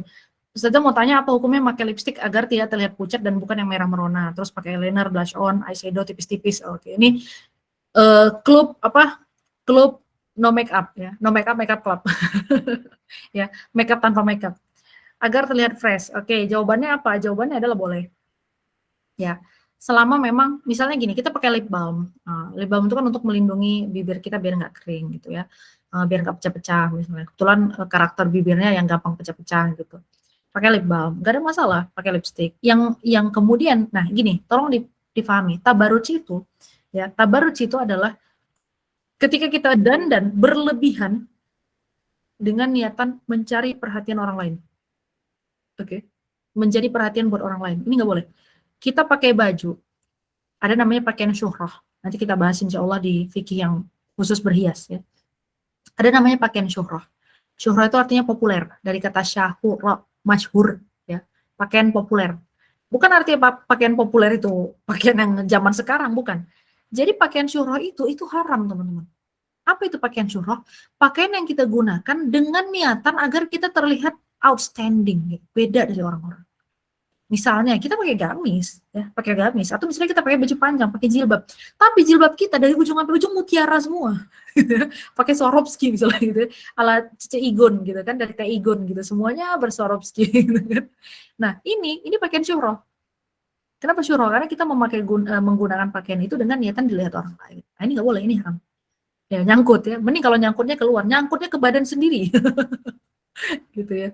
Jangan sebut-sebut merek nanti.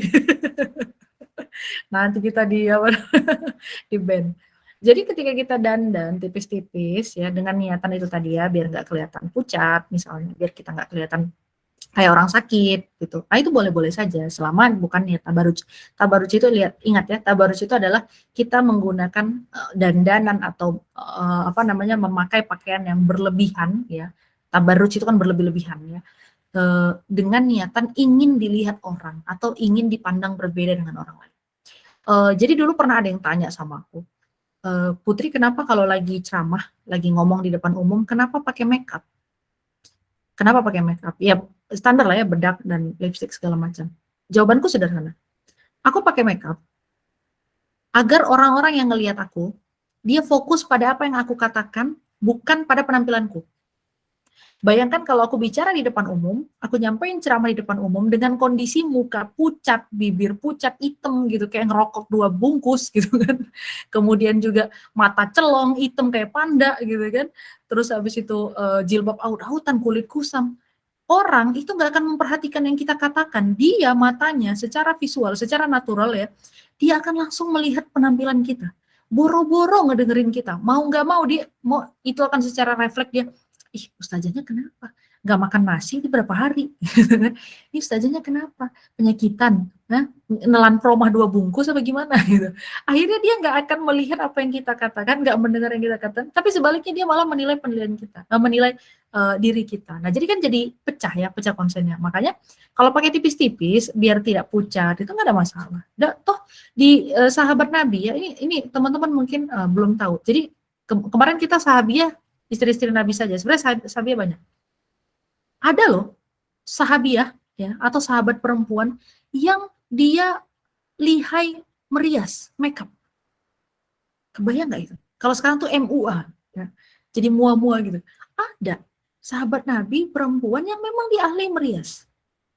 Itu artinya ketika perhiasan atau berias itu tidak tabarut, tidak melanggar hukum-hukum syar'i gitu ya, jilbabnya nggak pakai pot bunga juga ditempel di sini misalnya gitu kan, nggak apa-apa, dibolehkan dengan niatan tadi itu, mau kelihatan fresh misalnya, agar orang lebih fokus pada apa yang kita katakan, atau apalah, memposisikan diri lah. Masa iya kita datang ke kondangan kita pucat ya, masa iya kita datang ke acara penting kemudian baju kita rombeng-rombeng pakai daster, nah itu namanya nggak mau menunjukkan asar yang baik ya. Karena padahal kata Allah Subhanahu Wa Taala, di dalam Quran kan disebutnya fa'ama bi nikmati rabbika fahaddits, dan terhadap nikmat Tuhanmu maka hendaklah hadis, kamu sampaikan, kamu katakan. Artinya apa? Kalau Allah berikan kita kecukupan rezeki untuk beli baju yang bagus, beli baju bagus. Jangan ditahankan yang rombeng-rombeng itu. Punya kutang, ditarik, karetnya udah nggak balik lagi gitu kan. Tarik gini nggak balik, tarik gini nggak balik gitu. Saking kan udah kakunya. Gitu kan. Buang itu kayak gitu tuh. Nggak bagus ya. Ya. Jadi itulah kalau kita dapat rezeki yang cukup dari Allah Subhanahu Wa Taala untuk memperlihatkan asar ya, asar ke jejak-jejak kebaikan Allah Subhanahu Wa Taala di dalam hidup kita, tunjukkan ya. Punya pakaian bagus, punya pakaian rapi, kemudian berdandan dengan bersih, wangi. Pakai parfum boleh nggak? Boleh, selama yang tidak menyengat ya. Makainya jangan satu badan sesemprot, orang sakit hidung. Pakai aja biar jangan bau ya, taruh di sini di ketiak misalnya gitu, atau di belakang telinga gitu ya, tempat-tempat yang nggak kecium gitu ya. Kita lanjut, ini ada yang mirip ya, kalau pakai bulu mata palsu ustazah kayak artis. Nah ini kalau bulu mata tuh ada beberapa perbedaan ya, ada yang membolehkan karena dia tidak permanen. Ada yang membolehkan karena dia tidak permanen, karena kan habis dipakai bisa dicopot. Beda dengan extension ya. Kalau extension itu kan dia semi permanen, dia bisa bertahan sekian tahun. Nah, ada yang membolehkan dengan pertimbangan. Nah, fikih itu gini teman-teman. Fikih itu adalah kita melihat dalilnya yang mana, lalu kemudian penjelasannya bagaimana, gitu ya. Jadi ada yang membolehkan bulu mata itu memakai bulu mata karena dianggap tidak permanen, karena bisa langsung dicopot. Ada juga yang menganggap itu haram, dilarang. Kenapa? Karena dia menipu, ya. Jadi orang pikir, oh itu bulu matanya apa namanya panjang banget, padahal ternyata itu adalah bulu mata palsu gitu yang menipu pandangan orang lain. Jadi mau pakai yang mana ya kita belajar masing-masing. Oke, kalau aku ditanya pilih yang mana ya, aku pilih nggak usah pakai bulu mata. Kan ada maskara kan gitu ya. Ada maskara misalnya apa namanya bisa dirapikan, bukan dibikin kayak kayak kipas gitu ya, tapi kan bisa dirapikan. Jadi memang dalilnya masing-masing ada. Dan fikih itu dia tidak saklek kalau ini nggak boleh gitu. Dia punya pertimbangan. Punya pertimbangan ada dua, namanya dalil akli dan dalil nakli ya. Dalil nakli itu yang dari ayat Quran, kemudian hadis. Dalil akli itu ya ini kita, logika kita. Bagaimana kita memahami. Jadi fikih itu ada dalil, faham, lakukan. Nah, itu kuncinya gitu. Ada dalil, fahami, lakukan. Itu fikih. Gitu. Makanya fikih bisa beda-beda, maksudnya beda-beda pandangan ya, bukan beda hukum. Di Indonesia haram, di tempat lain halal ya nggak bisa lah. Haram ya haram, halal ya halal. Gitu. Oke, kita lanjut juga nih. Batasan tabaruj apa? Karena ada yang merasa B aja tapi dipandangin orang berlebihan. Batasan tabaruj apa? Niat. Yang tadi kan. Batasnya kan di niat. Ketika kita pakai baju bagus, ya baju bagus dengan niatan melayakkan diri di tengah-tengah community kita, dengan kita pakai baju bagus agar dilihat orang, agar diperhatikan orang. Ini kan niatnya udah beda. Kalau niatnya beda, nanti pelaksanaannya beda. Bajunya bisa jadi sama, tapi attitude kita, sikap kita pada saat menggunakan baju itu nanti berbeda. Orang-orang yang memang ingin melayakkan diri, dia nggak peduli mau dia, oh nanti ada orang yang bajunya sama di kondangan kayak gitu kan, dia nggak peduli itu. Gitu ya. Tapi kalau misalnya orang yang ingin dilihat, nah ini ketika wah ada yang lebih outstanding dari aku gitu ya, bajunya lebih cakep dia, aduh aku nggak dilihat nih ya, ini udah beda nih, niatnya udah beda. Jadi tabaruj itu di mana? Ya itu di niatnya. Karena kan tabaruj itu ingin dilihat dia kuncinya. Ya dia pengen dia menjadi pusat perhatian. Jadi dia dandan berlebihan agar dia bisa diperhatikan oleh orang lain. Tapi kalau kita dandan biasa aja tapi ada orang merhatikan kita, ya nggak bisa kita salahkan gitu ya kan. Mana tahu dia memperhatikan kita gara-gara ada upil kita keluar di sini kan. Allah alam gitu. Ada upil nempel di sini dilihatin sama orang, ya udah jangan disalahkan gitu. Jadi balik ke niat orang. Oke, kita lanjut ya. Oke, Kak Silvi, Ustazah jadi harus beli yang bagus ya, soalnya ada yang bilang kenapa harus beli yang mahal kalau ada yang murah toh sama-sama baju gitu. Itu preferensi pribadi masing-masing orang. Ada yang berkeyakinan beli murah agar bisa ganti lebih cepat, silakan. Monggo. Ya, ini kan preferensi pribadi. Beli murah agar bisa lebih cepat diganti. Nih, ada kisah seorang profesor, nih perempuan.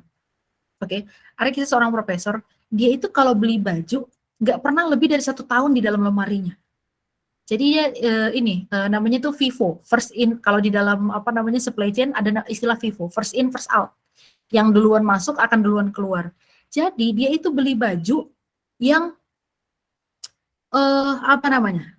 Beli baju yang nggak terlalu mahal dan sebelum 1 tahun sudah dia keluarkan dari lemarinya ke orang lain. Kenapa? Dia bilang gini, kalau saya beli baju, ini ya pendapatnya dia ya, tapi bagus, ini mindsetnya dia. Kalau saya beli baju, ini baju misalnya saya beli mahal, bertahan 10 tahun. Bertahan 10 tahun, awet saya pakai. Pada saat saya mau kasih ke orang lain, oh saya mau sedekahin baju ini, kata dia. Ternyata modelnya udah out of date, out of season. Ini modelnya udah model jadul, model 10 tahun lalu, siapa yang mau pakai?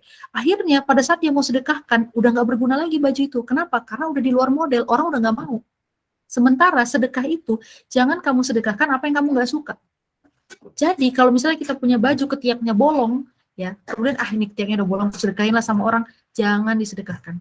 Karena ya hadisnya jelas, jangan kamu sedekahkan apa yang kamu sendiri tidak mau menggunakannya, apa yang kamu sendiri tidak mau pakai. Jangan kamu berikan kepada orang apa yang kamu sendiri nggak suka. Gitu ya. Jadi ketika kita punya pakaian yang udah kurang bagus, itu jangan disedekahkan ke orang. gitu. Udah ya terserah mau disimpan kayak, mau diolah lagi kayak, mau jadi kain lap kayak, itu urusan masing-masing, tapi jangan disedekahkan. Nah, mindset si profesor ini tadi itu bagus. Dia bilang, "Saya beli baju yang nggak terlalu mahal, tapi cuman bertahan 1 tahun. Karena setiap akhir tahun dia akan keluarkan baju itu untuk disedekahkan. Jadi orang masih bisa pakai karena toh modelnya model tahun lalu orang masih masih oke. Tapi kalau model 10 tahun lalu orang udah nggak mau pakai. Ini mindset. Tapi ada juga yang mindsetnya gini, nggak apa-apa saya beli mahal. Ya, saya beli mahal biar bertahan 10 tahun misalnya. Jadi saya selama 10 tahun ke depan beli baju saya udah nggak terlalu boros, nggak berulang-ulang. Silakan monggo, masing-masing preferensi. Mau yang murah boleh, mau yang mahal boleh. Yang penting apa niatnya gitu ya. Mau beli baju setahun sekali pas lebaran boleh, terserah. Yang penting apa niatnya. Bagaimana kita menggunakan harta, kemudian bagaimana kita menggunakannya di tubuh kita gitu. Oke, lanjut. Tuh kan cewek kalau udah bagian dandan panjang nih. Oke, Nurul Fatia Zara, Fatia. Kalau les lift, angkat itu yang dicepet ke atas ya. Angkat bulu mata. Kalau les lift hukumnya gimana? Sama nail polish atau kutek yang bikin klaim wudu friendly, beneran bisa dipukul wudu atau enggak? Jadi tetap sah walaupun tetap sah atau enggak walaupun bahannya halal. Oke. Ini lanjut sama Salwa ya. Pakai kutek ketika berhalangan boleh nggak? Pertama les lift itu kan ngangkat ngangkat bulu mata biar dia lebih lentik gitu, lebih lentik. Sejujurnya kalau baca langsung, aku belum pernah baca langsung hukumnya seperti apa gitu, fatwanya seperti apa. Tapi segala sesuatu yang sifatnya permanen itu tidak dibolehkan, perubahan permanen. Oke, perubahan permanen itu tidak dibolehkan. Kecuali alasan khusus, misal behel. Behel itu kalau untuk fashion nggak boleh. Tapi kalau behel dengan alasan kesehatan, misalnya ada gigi yang tidur, ada gigi yang nggak bisa keluar, harus dioperasi dan segala macam, harus ditarik dengan behel, itu boleh. Karena alasan kesehatan. Atau ada orang yang, bahkan ada ustadz, ya, ini ada cerita, tapi, nah, ada ceritanya ustadz, dia udah tua, dia pakai behel. Ternyata pas ditanya ngapain pakai behel? Karena susunan gigi dia itu jelek sekali, sehingga pada saat dia baca Quran, makhrajnya berantakan. Karena susunan giginya jelek, maka dia pakai behel. Jelas, ya kan? Jelas niatnya. Nah, jadi les lift itu gimana? Les lift itu ya kita lihat lagi apakah dia permanen atau tidak. Nah, gitu kan? Permanen atau enggak. Kemudian tujuannya apa? Pernah satu waktu, ini sharing pengalaman ya, pernah satu waktu aku tuh pengen ngewarnain rambut, ngecat rambut. Dalam Islam ngecat rambut boleh nggak? Boleh. Halal ya, halal. Yang nggak boleh itu warna hitam. Nah, itu jelas. Nggak boleh, semua warna boleh kecuali warna hitam. Tapi janganlah pula warna metalik ya, warna kuning metalik, ini kuning metalik, lehernya hitam, kan ngeri kan kayak Bumblebee gitu loh. Ya, jadi kalau misalnya cat rambut itu pada saat itu aku bilang, aku pengen cat rambut gitu, warna yang lucu-lucu, yang warna biru kayak apa. Nah, terus temanku bilang, buat apa, kata dia. Ya, kan dalam Islam boleh, syariatnya kan boleh-boleh aja cat rambut. Terus dia bilang, ini iya buat apa? Ya nggak buat apa-apa, buat ngecat aja. Nah, jawaban dia ini yang bikin aku, oke, aku nggak ngecat rambut. Dia bilang, sebelum kamu bisa menjawab apa tujuanmu mengecat rambut, kamu nggak usah cat rambut. Kalau dulu sahabat Nabi ngecat rambut itu jelas. Kenapa tujuannya? Mereka diturunkan di medan perang biar looknya lebih muda, ya, kelihatan lebih muda sehingga musuh itu takut. Wah gila nih pasukannya Muhammad nih masih muda-muda, kekar-kekar. Padahal sih tua-tua, makanya rambutnya dicat biar kelihatan muda. Nah sekarang pertanyaannya, kalau kita les lift itu buat apa? Sebelum kita bisa menjawab itu, jangan dilakukan. Karena itu artinya kita melakukan kesia-siaan. Oke? Kecuali misalnya, kebetulan bulu mata saya itu kalau manjang masuk ke dalam nih, ke bawah. Misalnya, gatel, melukai mata. Jadi harus diangkat sedikit ke atas. Nah udah alasan kesehatan. Ya. Insya Allah. Gak apa-apa. Gitu. Itu les lift. Nah, gimana dengan kutek? Oke, kutek ini, dasar hukumnya itu gini teman-teman. Kutek itu bukan bahannya. Yang bermasalah dalam kutek itu bukan bahannya, tapi habits-nya. Kebiasaan menggunakan kutek. Jadi, kutek itu adalah kebiasaan perempuan jahiliyah. Sebelum masa datangnya Islam. Makanya kemudian Nabi Muhammad SAW menyuruh menyelisihi. Dengan cara apa? Pakai henna. Henna, kalau kita bilangnya inai. Ya, pakainya henna. Henna itu warnanya dia hanya warna-warna natural karena dari daun, ya, dari daun dan dari pohon, jadi natural. Warnanya kalau nggak coklat, oranye, kemudian kemerahan sedikit, gitu ya. Warna-warnanya natural. itulah kenapa Rasul menyuruh kita menyelisih mereka. Karena dulu kebiasaannya perempuan-perempuan jahiliyah itu mereka mewarnai kukunya dengan warna-warna yang norak. Biru misalnya itu, merah ya, apalagi merah itu kan warna yang sudah cukup jadul ya. Kemudian dikasih warna macam-macam lah. Nah, dulu itu bahkan kutek itu bahannya berbahaya ya, bisa merusak kulit. Karena dia bahan-bahannya dulu belum seaman yang sekarang. Nah, jadi yang bermasalah dari pemakaian kutek bukan bahannya, itu dulu ya, bukan bahannya tapi adalah habits, kebiasaannya. Jadi mau lagi sholat kayak nggak mau sholat, mau lagi sholat lagi nggak sholat, yang bermasalah adalah habitsnya, kebiasaan menggunakan kutek. Makanya kemudian kita dilarang. Oke. Nah, gimana dengan wudhu friendly atau kutek yang wudhu friendly? Sejauh yang pernah aku baca, belum ada kutek yang benar-benar wudhu friendly. Belum ada. Even mereka klaim wudhu friendly itu belum ada. Kenapa? Karena semua jenis kutek dia melapisi kuku. Sementara yang namanya wudhu itu harus bersih, ya, harus bersih sampai masuk ke pori-pori kita, sampai melewati kuku kita nih, ujung-ujung kuku kita. Makanya yang disebut dengan wudhu friendly sebenarnya tidak wudhu friendly. Oke, karena bahan aslinya dia menutupi ini nih, jaringan kuku yang ada di atas. Maka wudhu kita nggak sempurna. Ada bagian yang nggak teraliri air. Gimana dengan kutek yang bisa dikopek gitu ya, yang bisa dikopek. Gini teman-teman, ketika kita pakai kutek itu, balik lagi seperti lace sleeve ya, seperti behel, seperti cat rambut. Tujuannya buat apa? Kalau kita ingin jari kita terlihat outstanding, ya, terlihat berbeda dari jari orang lain, ingat itu tabarruj. Ya, ingin jari kita terlihat di tengah jari-jari orang lain, ya, atau pada saat kita kerja pegang laptop biar kelihatan jari-jari kita, ya itu tabarruj. Jadi balik lagi niatnya apa. Nah, makanya kalau ditanya secara kutek itu masalahnya di mana? Satu, habitnya. Kebiasaannya itu perempuan jahiliyah. Kita nggak boleh menyamai perempuan jahiliyah, karena Rasul saja suruh kita untuk menyelisihi perempuan jahiliyah. Yang kedua, bahannya. Ya, even dia bilang wudhu friendly, sampai saat ini tidak ada kutek yang betul-betul wudhu friendly. Itu klaimnya siapa? Klaimnya praktisi halal di Indonesia. Tidak ada kutek yang benar-benar wudhu friendly. Kenapa? Karena semuanya melapisi kulit. Oke, nah itu yang perlu diingat ya dari penggunaan kutek. Nah, jadi kalau misalnya setelah aku sampai ini masih ada yang menggunakan kutek, ya monggo silakan. Kan ilmu agama itu ayu faqih fiddin, Allah yang memahamkan.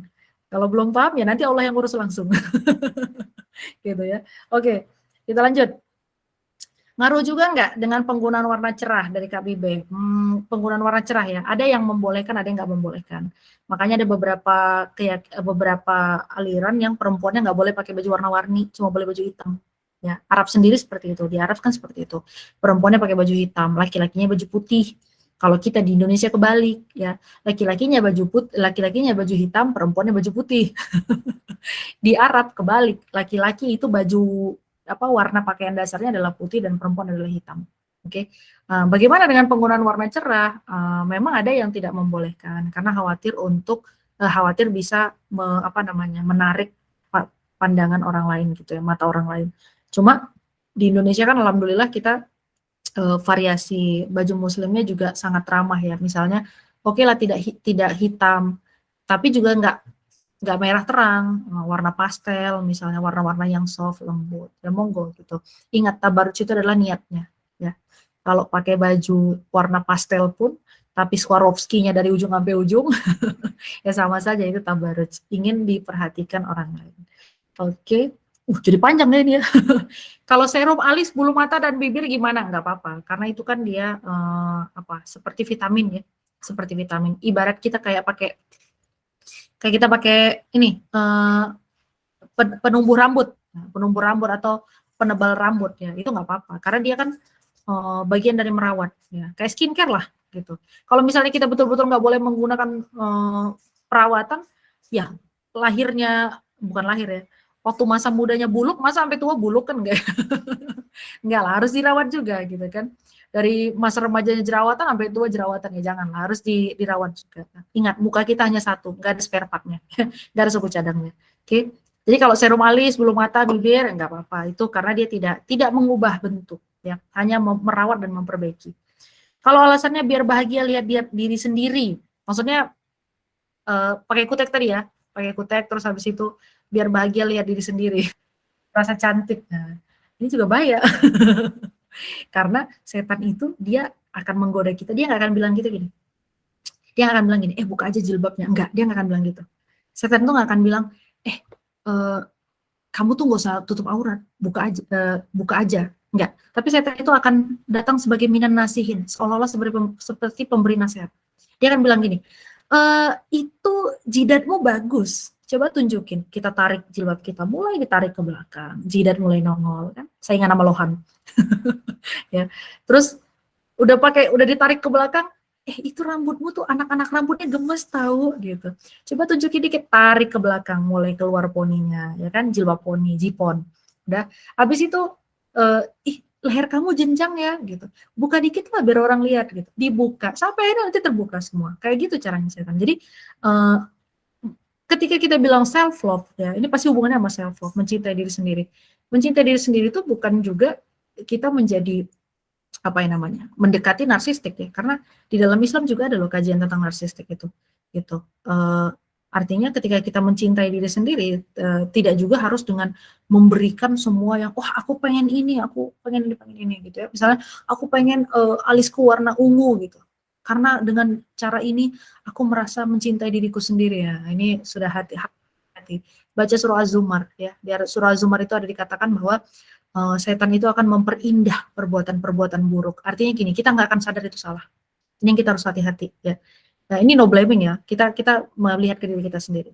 Kalau ada perbuatan yang kita anggap benar, tapi ternyata secara syariat itu tidak dibenarkan, tapi kita tetap merasa itu benar kok, dan aku nggak ngerasa merugikan siapa-siapa. Ini hati-hati. Ini yang disebut dalam surah Az-Zumar. Dan setan akan menjadikan perbuatan-perbuatan buruk itu indah, sehingga kita nggak merasa itu dosa. Gitu ya. Nauzubillah min dzalik. Oke. Kalau cat rambut karena ubanan boleh. Yang nggak boleh itu dicabut. Uban itu nggak boleh dicabut. Tapi kalau dicat dengan keinginan atau apa namanya ya biar nggak kelihatan tua gitu ya. Misalnya ibu-ibu gitu ya, suaminya bilang, aduh dek kamu bisa nggak terlihat muda 10 tahun. Oh sabar bang, besok aku cat rambutku warna oranye. Gitu ya. Ya monggo. Kalau suaminya suka ya nggak apa-apa kan, nggak ada masalah. Oke. Kalau foundation transfer proof, wah ini kosmetik ini banyak banget ya. Jadi gini, intinya ketika kita menggunakan riasan, apakah dia akan menghalangi wudhu atau tidak? Karena wajah itu kan termasuk yang wajib. Yang wajib itu kan 4 ya, tangan, wajah, kepala, dan kaki. Nah, yang wajibnya aja keganggu. Kalau misalnya yang sunnahnya, contoh, aduh saya pakai jilbab tapi nggak bisa buka nih bagian telinganya, mau di skip ya, mau di skip nih bagian sunnahnya, karena telinga sunnah kan, ya udah itu nggak ada masalah karena yang wajib-wajibnya terpenuhi, kepala, tangan, kaki, wajah. Tapi kalau wajahnya nggak terbasuh dengan sempurna ya ini kan nggak sah wudhunya, wudhu nggak sah, sholat nggak sah, tidak diterima gitu. Jadi ketika kita menggunakan riasan itu hati-hati. Bahkan coba teman-teman nanti cari referensinya, ini aku pernah baca, menggunakan sunscreen. Ya, sunscreen teman-teman. Sunscreen itu ada yang dia tidak menghalangi kulit, ada juga yang dia menghalangi. Jadi ada tipe sunscreen yang dia membuat lapisan baru di atas kulit. Namanya sunscreen gitu ya. Dia membuat lapisan baru. Ini sunscreen yang tipe kayak gini, nggak boleh dipakai sholat. Itu benar. Gimana caranya biar bisa dipakai sholat? Dibersihin, pakai apa? Pakai micellar water. Atau pakai pembersih lain yang sifatnya meremove dulu si sunscreen-nya. Ada loh sunscreen yang gitu. Itu sunscreen loh ya yang nggak kelihatan. Ada tipe sunscreen yang dia nggak bisa dipakai wudhu. Kenapa? Karena dia membuat lapisan baru di atas kulit sehingga air itu nggak masuk, nggak menyerap ke kulit. Nah, apalagi foundation yang kita jelas-jelas tahu namanya aja foundation. Gitu. Jadi hati-hati dengan ingredients-nya. Ya, kalau kita kurang ilmu ya kita cari ilmu-ilmu. Oke. Nggak boleh warna hitam ya, rambut nggak boleh warna hitam. Alasan uban nggak boleh dicabut kenapa? Karena uban itu adalah tanda kebijaksanaan, ya. Nah, itu memang hadisnya ada. Uban itu nggak boleh dicabut karena dia tanda kebijaksanaan, tanda seseorang sudah melewati hidup begitu panjang, gitu ya. Atau begitu banyak stresnya, makanya dia nggak boleh dicabut. Nah, dan memang ternyata uban itu semakin dicabut, semakin semakin dicabut, semakin tumbuh banyak ya, uban itu seperti itu, makanya dia nggak boleh dicabut. Itu tanda kebijaksanaan. Dan Ada hadis juga yang mengatakan bahwa orang-orang yang memelihara ubannya, ya, tidak mencabut maksudnya, nanti di akhirat ya, di surga. Kalau di neraka kan kebakar. Kalau di surga itu ubannya nanti bercahaya, ya, bercahaya. Itu sebutannya syaib. Jadi uban itu bahasa Arabnya syaibun, gitu ya. Kayak kok syaibun? Aduh, sorry agak lupa. Tapi intinya dia itu bisa bercahaya, menunjukkan cahaya kebijaksanaan ketika kita nanti di peradilan Allah Subhanahu wa taala. Gitu. Oke, astagfirullah, banyak-banyak tobat. Sempat ku cabut. Iya, jangan dicabut. Itu uban nggak boleh dicabut ya. Kalau ada ya biarin aja. Kalau kecabut ya udah gitu dibiarkan. Tapi tidak dicabut dengan sengaja. Pakai pinset, dicukur. Kalau dicukur sih tumbuh lagi sih biasanya. Tapi kalau dicabut itu dia makin banyak dan itu memang nggak boleh. Gitu. Jangan kamu hilangkan uban karena itu tanda kebijaksanaan. Gitu teman-teman. Oke? Masya Allah banyak ya. Non-stop. Udah 21.40, masih ada pertanyaan lain teman-teman? Aku udah bisa menduga nanti pas pada saat bab perhiasan ya dan berias ini kayaknya bakal lebih panjang lagi. Lagi ya, minggu depan lah ya. Kholas, oke. Iya betul. Nanti cerapnya kemana-mana. Oke, teman-teman ya, alhamdulillah kita udah sampai di biasanya kita sebenarnya jam 9.30 lah ya kalau bisa, tapi 9.40 alhamdulillah sudah selesai. Pertanyaannya bagus-bagus banget ya. Itu menunjukkan bahwa kita memang haus dengan ilmu ya. Artinya ketika kita gini, waktu kita belum tahu ya, ketika kita belum tahu hukum sesuatu, lalu kita lakukan, itu namanya ma'fu anhu, dimaafkan. Karena kita nggak tahu. Tapi kalau kita membiarkan diri kita terus-terus dalam ketidaktahuan, itu namanya menjemput jalan ke neraka. Karena jalan ilmu itu lebih dekat kepada surga. Sedangkan orang-orang yang membiarkan dirinya dalam kejahiliahan, ya, orang-orang yang membiarkan dirinya tanpa ilmu, itu sama saja dengan mengantarkan dirinya ke neraka. Jadi ketika teman-teman bertanya, jangan takut, nggak usah takut. Nggak ada pertanyaan yang salah. Ya. Semua pertanyaan itu pasti ada jawabannya. Ya. Dan nggak usah takut beropini, memberikan pendapat dan pandangan. Oke, karena itulah hidup kita, mencari ilmu terus-menerus. Ya. Nah, itu ada, kita bacakan dulu nih, ada hadisnya ya. Janganlah mencabut uban, betul. Tidaklah seorang muslim yang memiliki selai uban, melainkan uban tersebut akan menjadi cahaya baginya pada hari kiamat. Iya, benar. Abu Daud, syukron, Kak Ibe, insya Allah. Ini minggu depan gantiin saya bisa nggak? Oke, ya teman-teman ya. Alhamdulillah kita simpulkan dulu yang hari ini bagaimana kewajiban kita sebagai seorang muslimah ya, mencakup 6 hal kepada Allah, kepada Nabi, kemudian kepada diri sendiri, kepada keluarga ya, keluarga ada orang tua, segala macam, kemudian juga kepada agama, dan yang terakhir adalah kepada masyarakat dan tetangga. Nah, mudah-mudahan apa yang tadi udah kita diskusikan sama-sama bisa teman-teman ingat, diamalkan ya, karena yang paling penting dalam agama itu adalah pengamalannya. Percuma banyak tahu tapi nggak bisa diamalkan ya, itu karena Allah akan menilai kita dari mimma kanu ya malun, apa yang dilakukan, bukan mimma kanu ya alamun, dari apa yang dia tahu ya, dari apa yang mereka tahu. Jadi mau kita punya ilmu segunung sebanyak apapun, kalau nggak diamalkan itu nggak dihitung sama Allah, karena yang dihitung sama Allah adalah pengamalannya, prakteknya ya. Ilmu boleh sedikit, masih sedikit boleh, tapi amalnya harus banyak. Oke, hari ini kita tahu misalnya bahwa sulam alis itu nggak boleh, haram gitu, ya sudah, tinggalkan. Nah, nggak apa-apa, ilmunya baru sedikit, tapi yang penting pengamalannya harus kuat. Bahkan kalau misalnya kita mau melipat gandakan amalan kita, sampaikan kepada orang lain. Oh, ini nggak boleh, ini dilarang sama agama. Kenapa? Ya kasih tahu hikmahnya. Ya kayak tadi, kenapa nggak boleh pakai kutek? Ya karena itu kebiasaan jahiliyah. Rasul menyuruh kita membedakan diri dengan jahiliyah. Gitu. Jadi ketika kita menyampaikan agama ini, kita juga harus jelaskan apa hikmahnya, gitu ya teman-teman. Makanya bicara agama itu kita nggak bicara cuman ini haram, gak boleh, dilarang, dibenci. Orang nggak bisa terima itu sepenuhnya. Kalau yang tipe taat, dilarang, udah selesai, dia nggak usah nanya lagi. Tapi ada orang-orang yang dia perlu penguatan dan keyakinan berulang-ulang, kenapa ya nggak boleh, hikmahnya apa ya, gitu. Makanya agama ini sebenarnya adalah ad-dinun nasihah, ya. Agama ini adalah penuh dengan nasihat. Agama ini adalah agama hikmah. Jadi pada saat kita menyampaikan sebuah nasihat, kita harus sertakan hikmah di dalamnya.